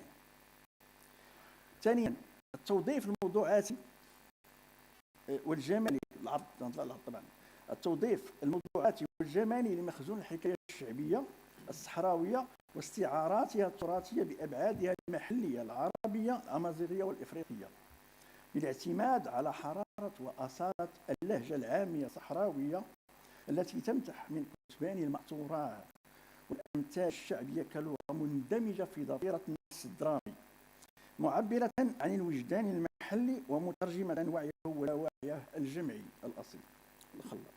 ثالثا وأخيرا استعمل هذا العرض تقنيات مسرح الترحال، يعني رحل صحراويين يمارسون فرجة المترحلة من حكواتيين رحل، وهو ما يتقاطع مع الجماليات الديكولونيالية كفن مترحل علامته الأساسية شكل من الترحال وقدرة على اللقاء بالثقافات الأخرى. ليست الديكولونيال الجمالية بهذا المعنى دعوة إلى شكل من الأصولية الثقافية، إنما هي تنخرط ضمن إعادة كتابة للتاريخ العالمي بنقد المركزية الأوروبية. وشكرا على إنصاتكم. شكرا جزيلا أستاذنا الفاضل السي كريم فحال الشرقاوي على هذه المداخلة المركزة والمتميزة التي قاربت الجماليات الديكولونيالية وانفتحت على النصوص أو على النص من نصوص مسرح الصحراء. الآن سننتقل إلى الأستاذين الفاضلين سي محمد المجدقي وسي عبد الرحيم الوهابي، وهما أستاذان بجامعة عبد الملك السعدي. سي محمد المجدقي أستاذ محاضر مؤهل بمدرسة الملك فهد العليا للترجمة، وسي عبد الرحيم الوهابي أستاذ محاضر بالمدرسة العليا للأساتذة بتطوان. وسيقدم المداخلة سي عبد الرحيم الوهابي، والعنوان الذي اختاره لورقته القيمة: الإقامة على الحدود، العصيان المعرفي وتاريخ فرجات شمال إفريقيا. فليتفضل مشكورا. شكرا جزيلا سيد الرئيس. Good morning everyone. It's a pleasure to be among here. among their colleagues, scholars, and their audience. I would like also to extend my heartfelt thanks to the International Center for Performance Studies for hosting this outstanding conference. My presentation today addresses a question at the heart of performance studies and decolonial thought. How can North African performance traditions reshape the ways we write and understand global theater history? Global theater historiography has long been dominated by Eurocentric frameworks that treat performance history as a lineage progressing from Greek tragedy to Shakespearean drama and into modernist European innovations. Non-Western performance traditions are often relegated to peripheral status, studies as anthropological curiosities or folklore, rather than integral contribution to global theatrical discourse.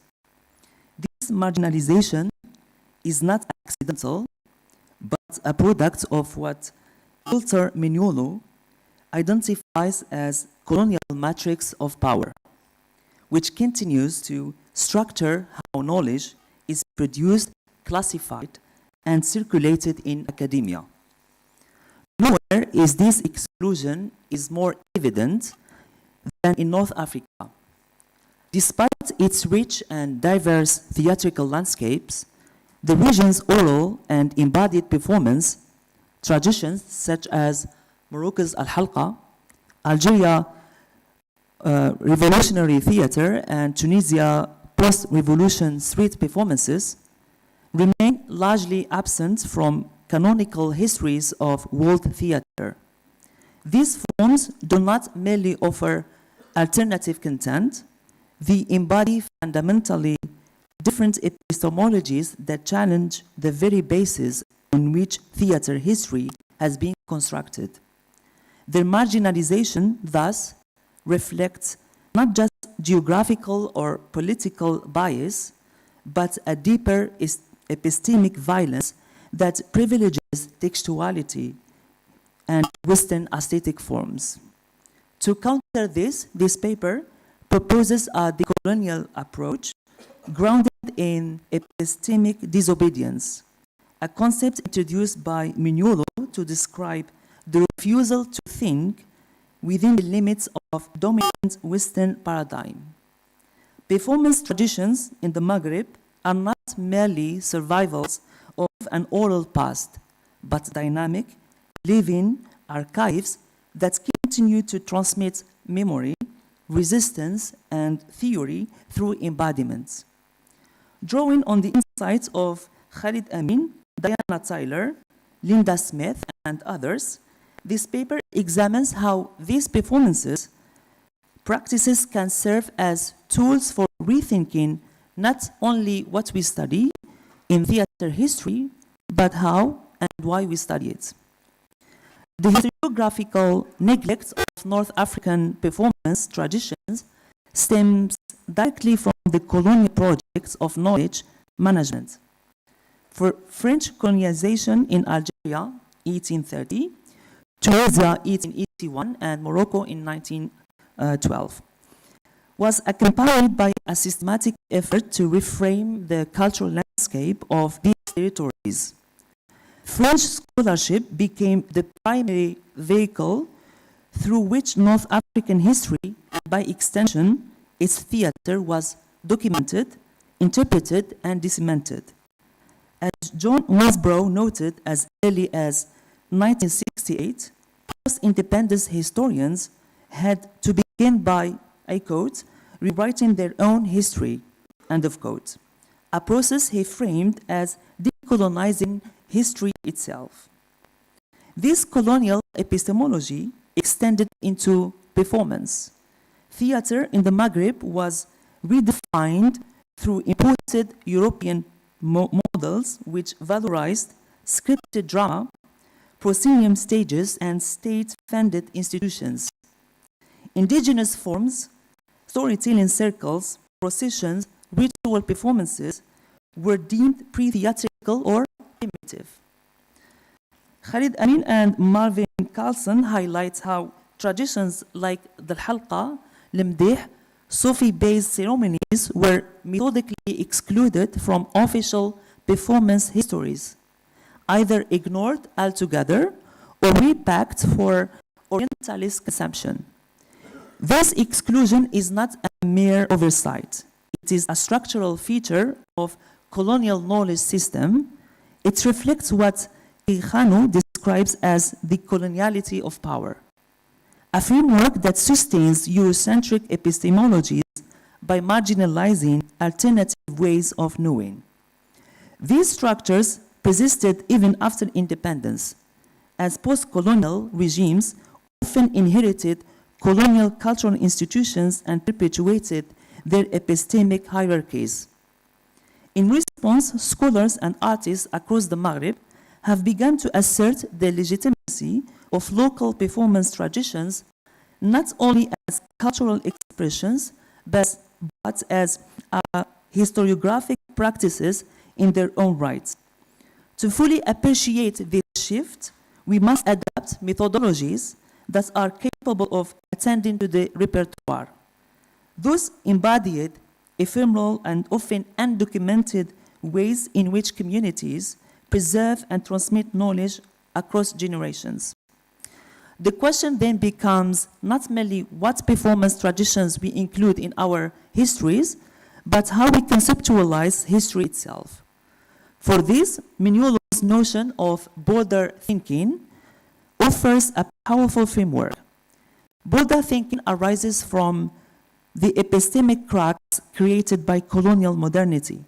It is thinking from the margins, against the grain, and in defiance of disciplinary norms. In performance historiography, this translates into a shift from archive to repertoire, as Diana Tyler proposes. The archive comprises durable materials, such as scripts, playbills, institutional records, while repertoire consists of embodied memory, spoken word, movement, dance, singing. North African traditions reside in the latter, which has led to their historiographical erasure under archival paradigms. Khalid Amin's scholarship echoes this critique. He writes, I quote, "Embodied forms of memory practiced communally resist institutional capture and must be understood as performative archives." End of quote. This insight demands a methodological refinement. Rather than lamenting the absence of documents, colonial scholars must embrace orality, embodiment, and intersubjectivity as valid sources of historical knowledge. Linda Smith reinforces this stance in Decolonizing Methodologies, where she argues that research must be repositioned in relation to the communities it studies. In the context of North African performance, this means engaging with performers as theorists, oral traditions as texts, and communal spaces as historiographic fields. Now I will give some examples in these performances in the three regions. For example, Morocco's al-Halqa. Morocco's Halqa tradition, performances in public squares where storytellers engage audiences in a circular format, is among the most vivid examples of embodied historiography. Found in sites like Jamafna in the city of Marrakesh, the Halqa is both a performance and a participatory archive. The Halaqi, means the storyteller, does not merely recite tales, he curates cultural memory, improvises social commentary, and negotiates with audience responses in real time. It's very interactive. Amin and Carlson describe the Halqa as a multivocal, dialogic process of knowledge exchange whose authority is negotiated, not declared. It lacks a fixed text, a format script, or even permanent performer. characteristics that defy the textual and authorial biases of Western historiography. Yet, it performs historical work. It preserves myth, reflects political tension, and encodes communal ethics. Efforts to preserve the halqa, such as state-sponsored festivals and heritage programs, often risk sanitizing it for tourism. I mean, once that this transformation displaces its radical potential into commodified spectacle. For the halqa to be historiographically recuperated, it must be read on its own terms as a form of oral historiography, not as an underdeveloped theater or primitive. The halqa preserves memory through oral tradition. Algeria's revolutionary theater embodies resistance. During the War of Independence, 1954 to 1962, theater became a weapon of liberation. Abdelaziz Mohammed Prend ta valise, Take Your Luggage, 1971, represents a high point in this movement. The play, written in vernacular Arabic and Berber idioms, rejected colonial theatrical norms and reactivated indigenous performance forms such as Ashwekh and Al-Middah. Mark Drury noted that the Moroccan Liberation Army and Maghrebi insurgents used symbolic and performative tactiques, chants, rituals, spatial occupation as tools of anti-colonial defiance. Algerian revolutionary theater drew from this tradition, blending form and function in performances that were simultaneously art, protest, and historical testimony. However, post-independence Algeria institutionalized theater within national cultural policy, often neglecting its insurgent roots. Amin observed that, I quote, the revolutionary aesthetic was bureaucratized, folded into narratives of national unity, end of quote. The historiographic task is thus to recover these performances not as footnotes to state formation, but as a vital enactment of historical consciousness.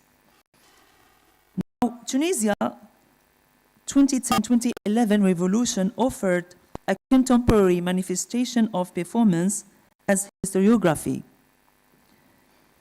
Artistic collectives like La Rue and La Solution turned streets into stages, using movement, song, ritual, and satire to articulate dissent and hope. These performances were not isolated acts, but drew from deep traditions of popular expression, including religious processions, Andalusian poetry, and satire. In his analysis of the event, Amin argues that performance re-emerged not just as political commentary, but as a method of reimagining the public sphere. North African performance traditions resist disciplinary containment. They demand that we reframe theater historiography as a pluriversal field where multiple epistemologies coexist and contest. The examples of the halqa, Algerian revolutionary theater, and Tunisian protest performance offer not only alternative content, but alternative modes of knowing, remembering, and theorizing. As a conclusion, this paper has argued that to engage these traditions responsibly, we must practice disciplinary disobedience, refusing the limits of colonial epistemes and embracing the embodied, oral, and relational nature of performance history.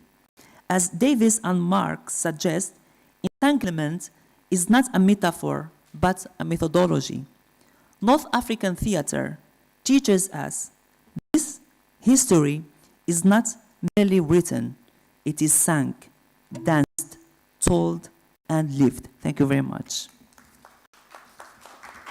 للأستاذ سي عبد الرحيم على على هذه الورقة القيمة وعلى التزامه الدقيق بالوقت. الآن سننتقل إلى مداخلة أخرى للأستاذ عبد العظيم هندا والأستاذ صديق سي جمال أقبلي. وسي عبد العظيم هندا هو أستاذ محاضر ومؤهل من مدرسة بالكلية متعددة التخصصات بالعرائش، والأستاذ سي جمال هو أستاذ محاضر مؤهل بمدرسة الملك فهد العليا للترجمة. وسيتفضل سي جمال أقبلي بتقديم الورقة التي عنوانها ديوان سيدي عبد الرحمن المجدوب من فعل السرد إلى فعل المقاومة، إلى موقع للمقاومة. فليتفضل مشكورا. Thank you, Mr. Chairman. Thank you for presiding over this panel of ours. Warm greetings, dear honorable members of the audience, dear panelists, dear interpreters, whom I'd like to salute for a job so exquisitely done. I'd also like to extend my heartfelt thanks to the organizing scientific committee of this international festival, an event that brings together a constellation of academics, researchers from all over the world. And this wouldn't have been possible without, of course, the wise leadership of Professor Khalid Amin.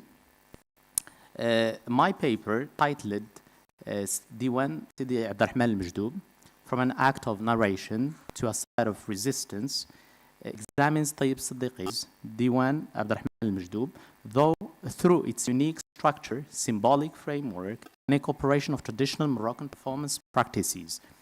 Divided into 4 sections composed of 31 tableaux, the play adopts an episodic format that mirrors both classical theatrical conventions and indigenous narrative forms, particularly the halqa.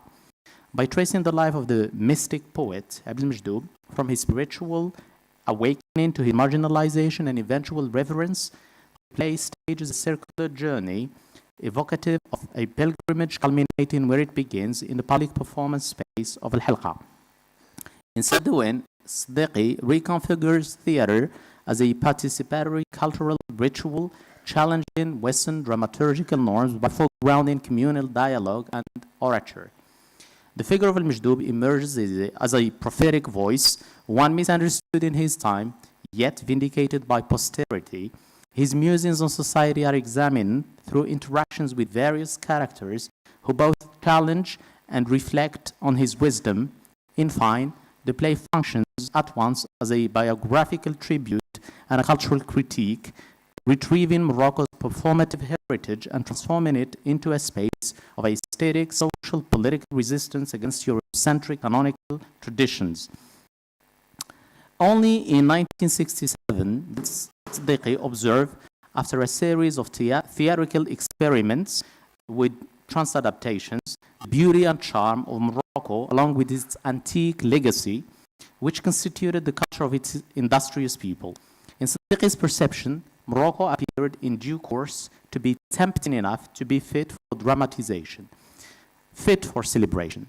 Remarkably, his failed experience of theater of workers unexpectedly became a strong impetus, impelling and propelling him in ways that would resuscitate Moroccan festive practices.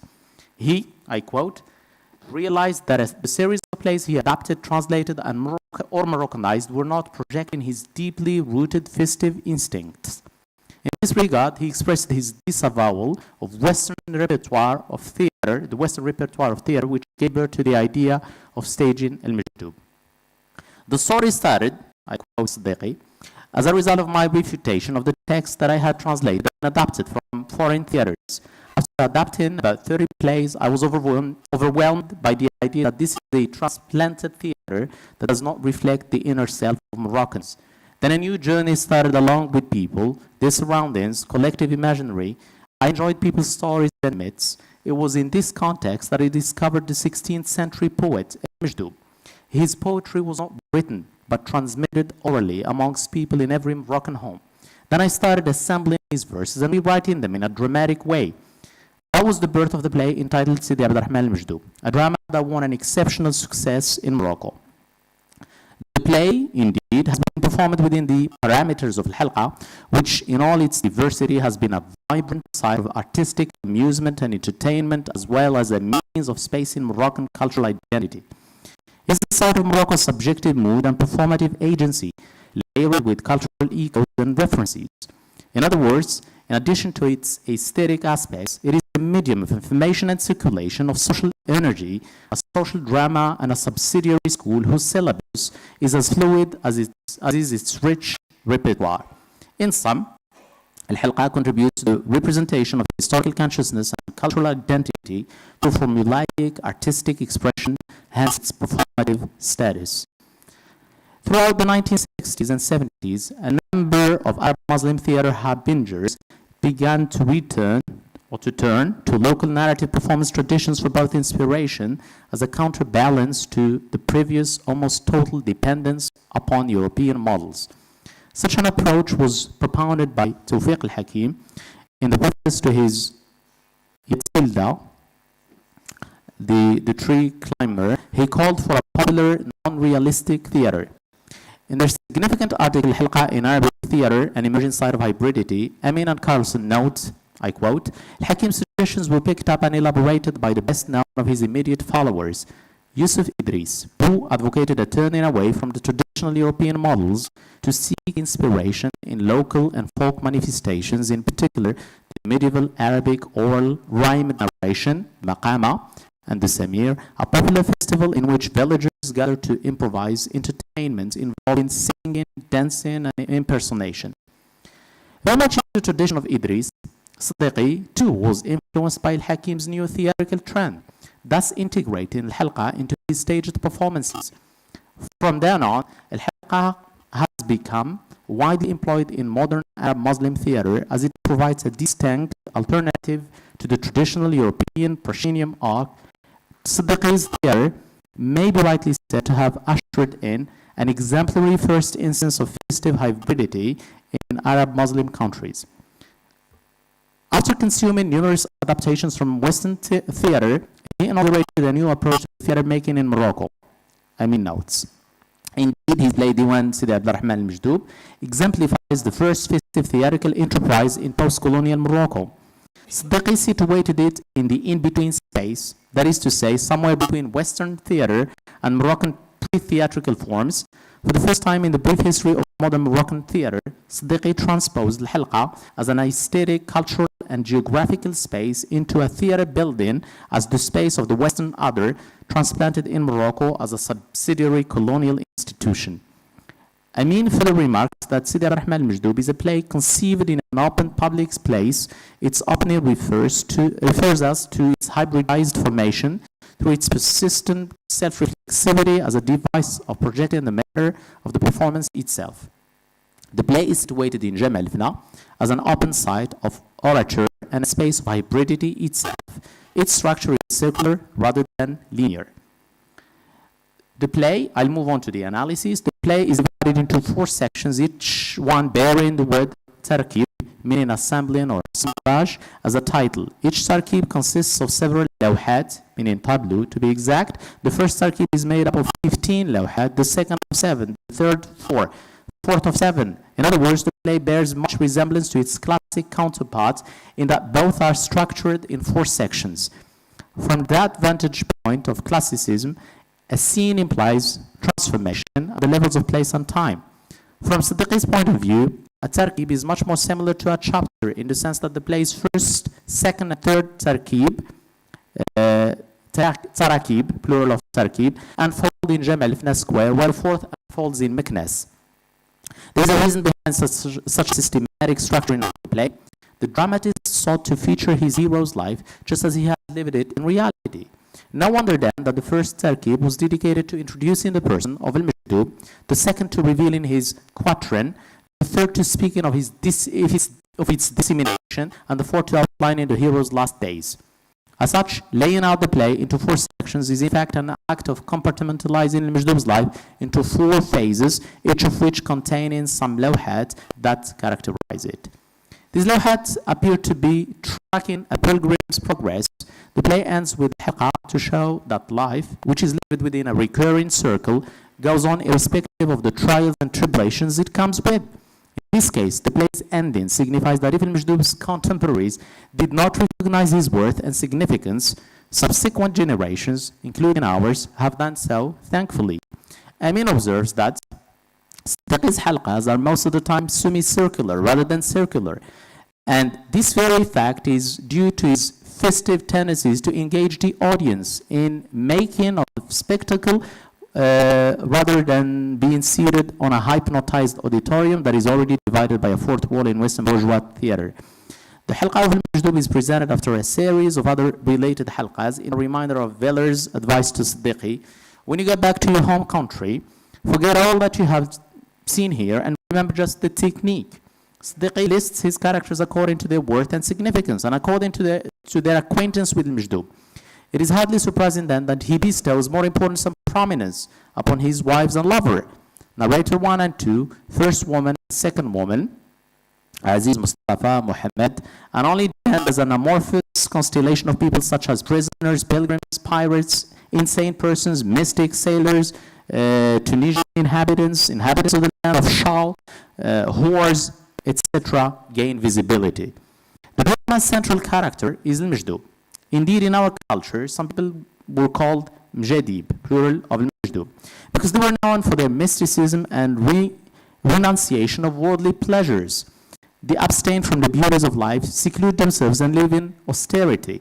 There is a line in the play through which al-Majdoub conveys all of these characteristics. Majdoub, we translate, I am Majdoub, but not insane, living with my internal state of mind in the saved slate I read, that past and that is to come alike.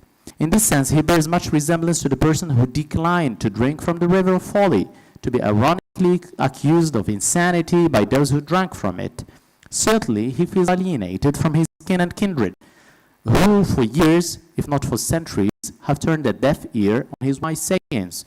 Majdoub tried hard to pull the waters of his soul, to wash the feet of his people, but they trampled on him with their feet of ignorance. He says, I appear to them black and sealed, and therefore I lacked everything virtual, yet I am like a written book which contains numerous advantages.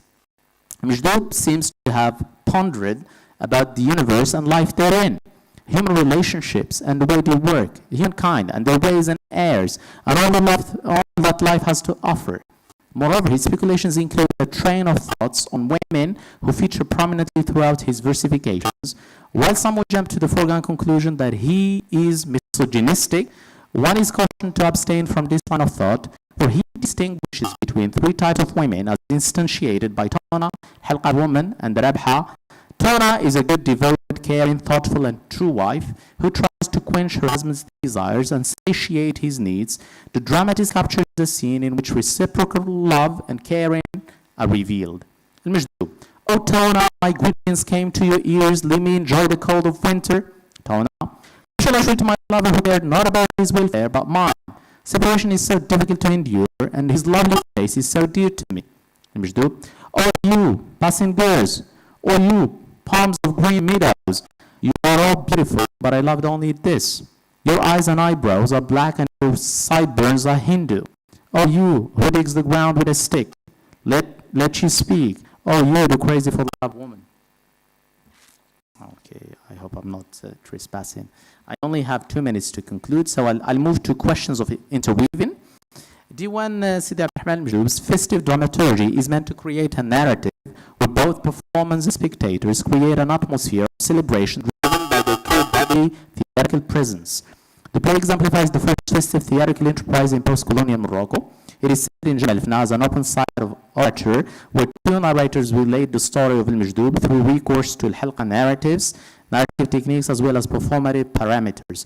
By distancing the action into the narrative, by having two narrators intervene, Siddiqi allows his spectators to judge more objectively, and by making the performance unreal and dematerialized, the narrative prevents illusion and depsychologizes the stage by pressing the production of the character's words and through him the playwright and actors.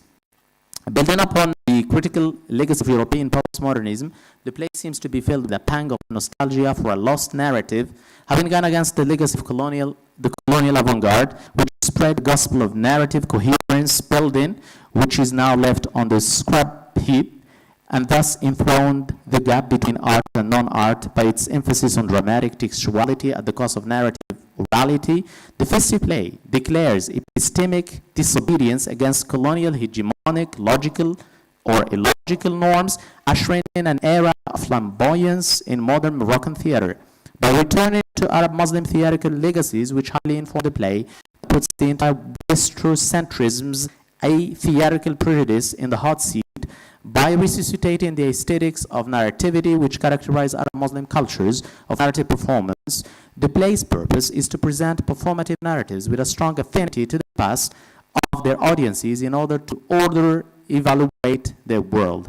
In this sense, the play's storytelling techniques, which became the basis of modernist rebellion against European classical theaters at a time when theater directors from the West felt the dying pulse of their theaters and saw it fit to scramble southward to learn new techniques in response to Antonin Artaud's famous cry, have now come to the rescue of Moroccan theater from the grips of modernity's ideological yoke, reiterating the very same avant-garde aesthetic weapons of narrativity and performativity.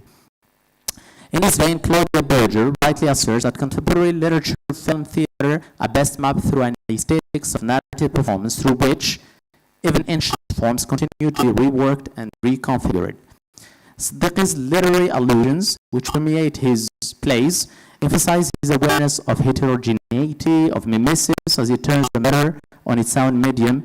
Mjdoub is featured as a character who is endowed with some kind of mystical or mythical wonder and historical presence. At the end of the play, he comes across as a hero who resists colonization, as is always the case with festive characters who appear at the end as human beings, free and emancipated from previous constraints. Thank you very much. I hope I haven't taken too long. شكرا جزيلا أستاذ جمال قبلي على هذه المداخلة القيمة وعلى التزامه الدقيق أيضا بالوقت.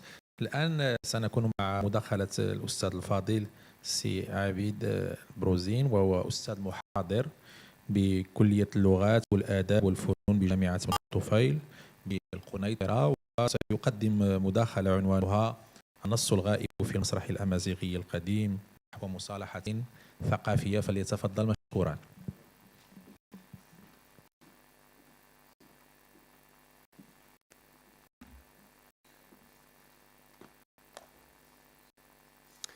سيد الرئيس، حضور الكرام، بداية أسعد الله صباحكم بكل خير. قبل أن أبدأ قراءة هذه الورقة، أؤمن بأن الاعتراف آلية من آليات الديكولونيالية. لهذا أريد أن أتقدم بالشكر للأستاذ الدكتور خالد أمين، لأنه يفتح هذا الجرح الجنوبي الممتد، ولأنه يجعلنا نسائل ذواتنا من منطلقات علمية لرد الاعتبار. كما أود أن أشكر أيضا الدكتور هشام بالهاشمي لنقاشاته حول الديكولونيالية المسرحية التي فتحت في الحقيقة وعيا جديدا أو بالنسبة للظاهرة المسرحية. المداخلة التي أقترحها بعنوان النص الغائب في دراسة الفرجة الأمازيغية نحو مصالحة ثقافية ديكولونيالية. ليست الديكولونيالية مجرد نقد للاستعمار بوصفه حدثا تاريخيا، بل هي مشروع إبستيمولوجي ونقدي يسعى إلى مساءلة وتفكيك البنى الفكرية والثقافية والاجتماعية التي خلفها الاستعمار، واستمرت في إنتاج كل أشكال الهيمنة والسيطرة على ثقافات الجنوب الكبير، كما أنه خطاب يكشف عن المنظومة المعرفية الغربية التي قدمت للعالم باعتبارها كونية أو فلكية أو عالمية، بينما هي في حقيقة الأمر واقع أفرضته المصفوفة الكولونيالية للسلطة في سياق تثاقفي غير عادل، وفي هذا السياق يدعو المفكر المسرحي الديكولونيالي خالد أمين إلى إعادة النظر في تاريخ الفرجة والمسرح من منظور نقدي يتجاوز السرديات التقليدية ذات المركزية الأوروبية. هذا مقتطف من كتابه الأخير. أواصل الاقتباس. فبعد محاولة الكشف عن التحيزات المعرفية التي أفضت إلى تهميش ثقافات الفرجة غير الغربية، نقترح إطار التواريخ المتشابكة للفرجة في ارتباطه بمشروع تناسج ثقافات الفرجة. يواصل ويقول: ونسعى أيضا إلى تفعيل الأصوات المهمشة ومعالجة مأزق الازدواجية الذي يواجه الباحثين العاملين خارج مدار النماذج الأوروبية المهيمنة.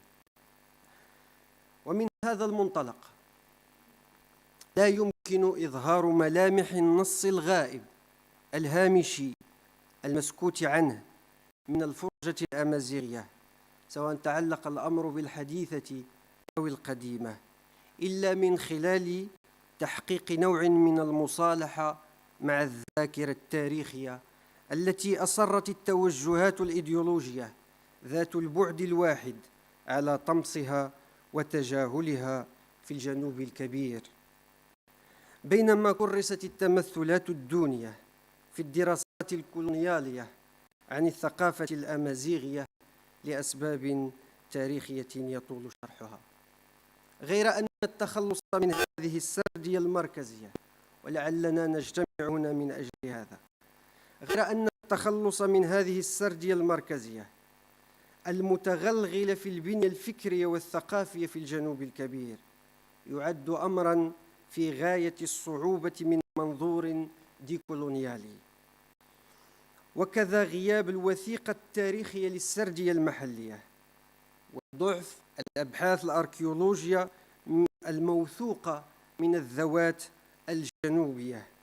وفي هذا السياق نقترح مداخل كبرى للتعامل مع الذاكرة التاريخية للفرجة الأمازيغية، لقطع أولاً مع السردية المركزية، سواء كانت شرقية متحيزة في إطار النقد الذاتي أو غربية مهيمنة في إطار النقد الكولونيالي، ولرسم طريق ثانيا أو فضاء ثالث بتعبير هومي بابا للبحث عن الحقيقة الفنية التاريخية.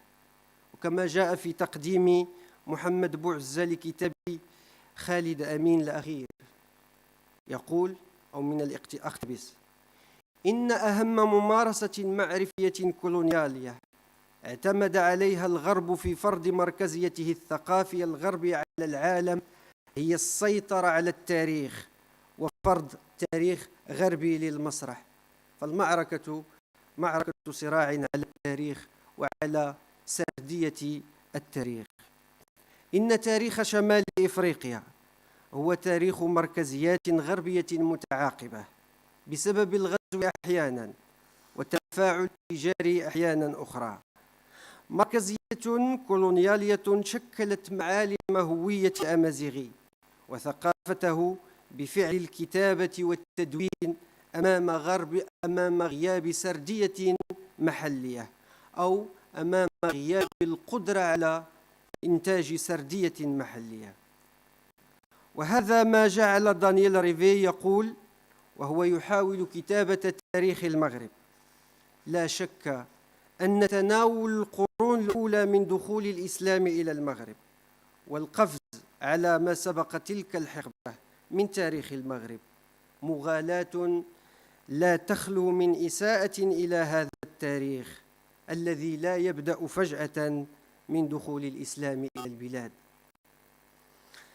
بل من الأمازيغ من تنكر لثقافته لأسباب كثيرة، حيث كانت دولة الموحدين هي آخر الأسر الحاكمة في المغرب التي كانت تعتز بانتمائها البربري. ومنذ تلك الفترة والبربر يعانون من عقدة الشعور بالنقص والخجل من أصولهم أمام العرب الذين يحتقرونهم. فيحاولون الظهور بمظهر المشارقة ويرفضون كل ما يربطهم بالبلاد وبكونهم سكانها الأصليين، لأن ذلك يعني الاعتراف بأن أجدادهم قاوموا الغزو العربي ولم يتبنوا الإسلام بشكل تلقائي. انتهى الاقتباس. تصبح الرواية التاريخية المغربية في هذه الحالة امتدادا للسياسات الكولونيالية التي تسعى إلى تكريس سردية مركزية بأبعاد سياسية للتغلغل في نسيج المجتمع من أجل خلق كل أشكال التفرقة. وبالتالي استطاع العنصر السياسي التأثير في العنصر الثقافي، فسردية الفرجة الأمازيغية في المغرب إما سردية تابعة للمركزية الغربية أو شرقية متحيزة ذات بعد واحد.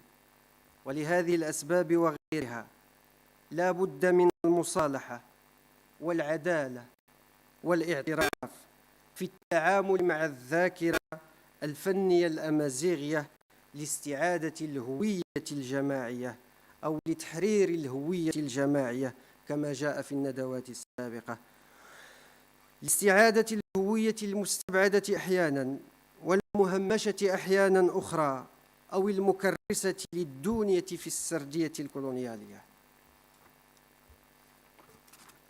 لذلك أقترح مداخل كبرى لدراسة الفرجة الأمازيغية. المدخل الأول هو المصالحة. إن مأسسة مفهوم المصالحة في الدراسات الفرجوية يقتضي ممارسة نوع من النقد الذاتي، نقد مقرون بالجرأة للنظر إلى الماضي، التاريخ، والاعتراف باعتبارنا ذوات جنوبية بكل الانتهاكات الثقافية والهوياتية التي ارتكبت باسم المركزية الأوروبية أو الإيديولوجيا أو الدين أو العرق أو الهوية المنغلقة. إن هذا النوع من الكشف عن الحقيقة ومواجهة التاريخ بتمحيص أحداثه وإعادة كتابته، باعتبار أن إعادة كتابة التاريخ آلية ديكولونيالية، وإعادة كتابته بناء على حقائق موضوعية لقادر على تحقيق نوع من المصالحة مع الذاكرة الفنية بإمكانها أن تؤسس لذاكرة تاريخية حقيقية تشكل أساساً لسردية محلية عابرة للحدود. المدخل الثاني العدالة. لا حاجة للحديث عن الانتهاكات الثقافية للمركزية الغربية أو السردية الشرقية المتحيزة دون استحضار مفهوم العدالة المبنية على رد الاعتبار. ورد الاعتبار هنا للثقافة الأمازيغية باعتبارها مكوناً رئيساً من الثقافة المغربية في امتدادها التاريخي، وأقصد ما قبل الإسلام، ما قبل دخول الإسلام إلى المغرب، في امتدادها التاريخي والمستقبلي بواسطة مطلب الديكولونيالية في التعامل مع السردية التاريخية الأوروبية، لأن أعطاب الرواية التاريخية لا يمكن تجاوزها إلا بالكشف عن الحقيقة الفنية لاستعادة الماضي أو تحريره، أو كما جاء في الندوات السابقة تحرير الخيال. ثم المدخل الثالث الاعتراف. اعتراف أيضا باعتباره آلية ديكولونيال. إن التثاقف الإيجابي يقتضي الاعتراف أولا، الاعتراف بالآخر باعتباره مختلفا حتى يتحقق هذا التثاقف العادل، لأن أي تدمير كما يقول أكسل هونيت، وإن كان هنا يتحدث عن الأفراد، هو تدمير للأنا المركزية، فهو يرى أن النماذج المعيارية التي تميز الاعتراف هي الحب والحق والتضامن، وكل هذا يحقق تجربة ذواتية تحقق الأمن العاطفي لإنسان الجنوب العالمي.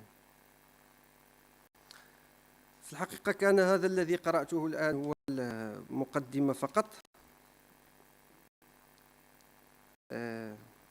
حسنا أختم. نحن نتحدث عن سلطة هنا. لا بأس أن نمتثل لسلطة المسير واحترام الوقت.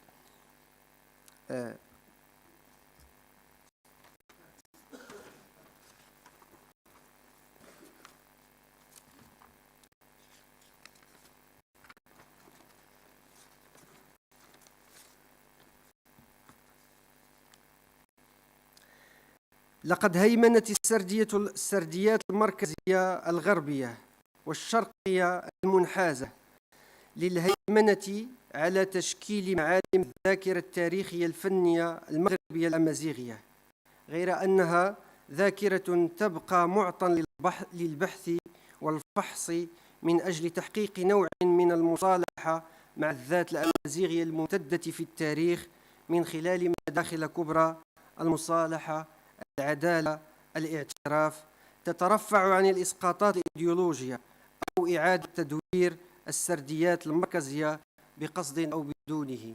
كل الحب وشكرا لكم.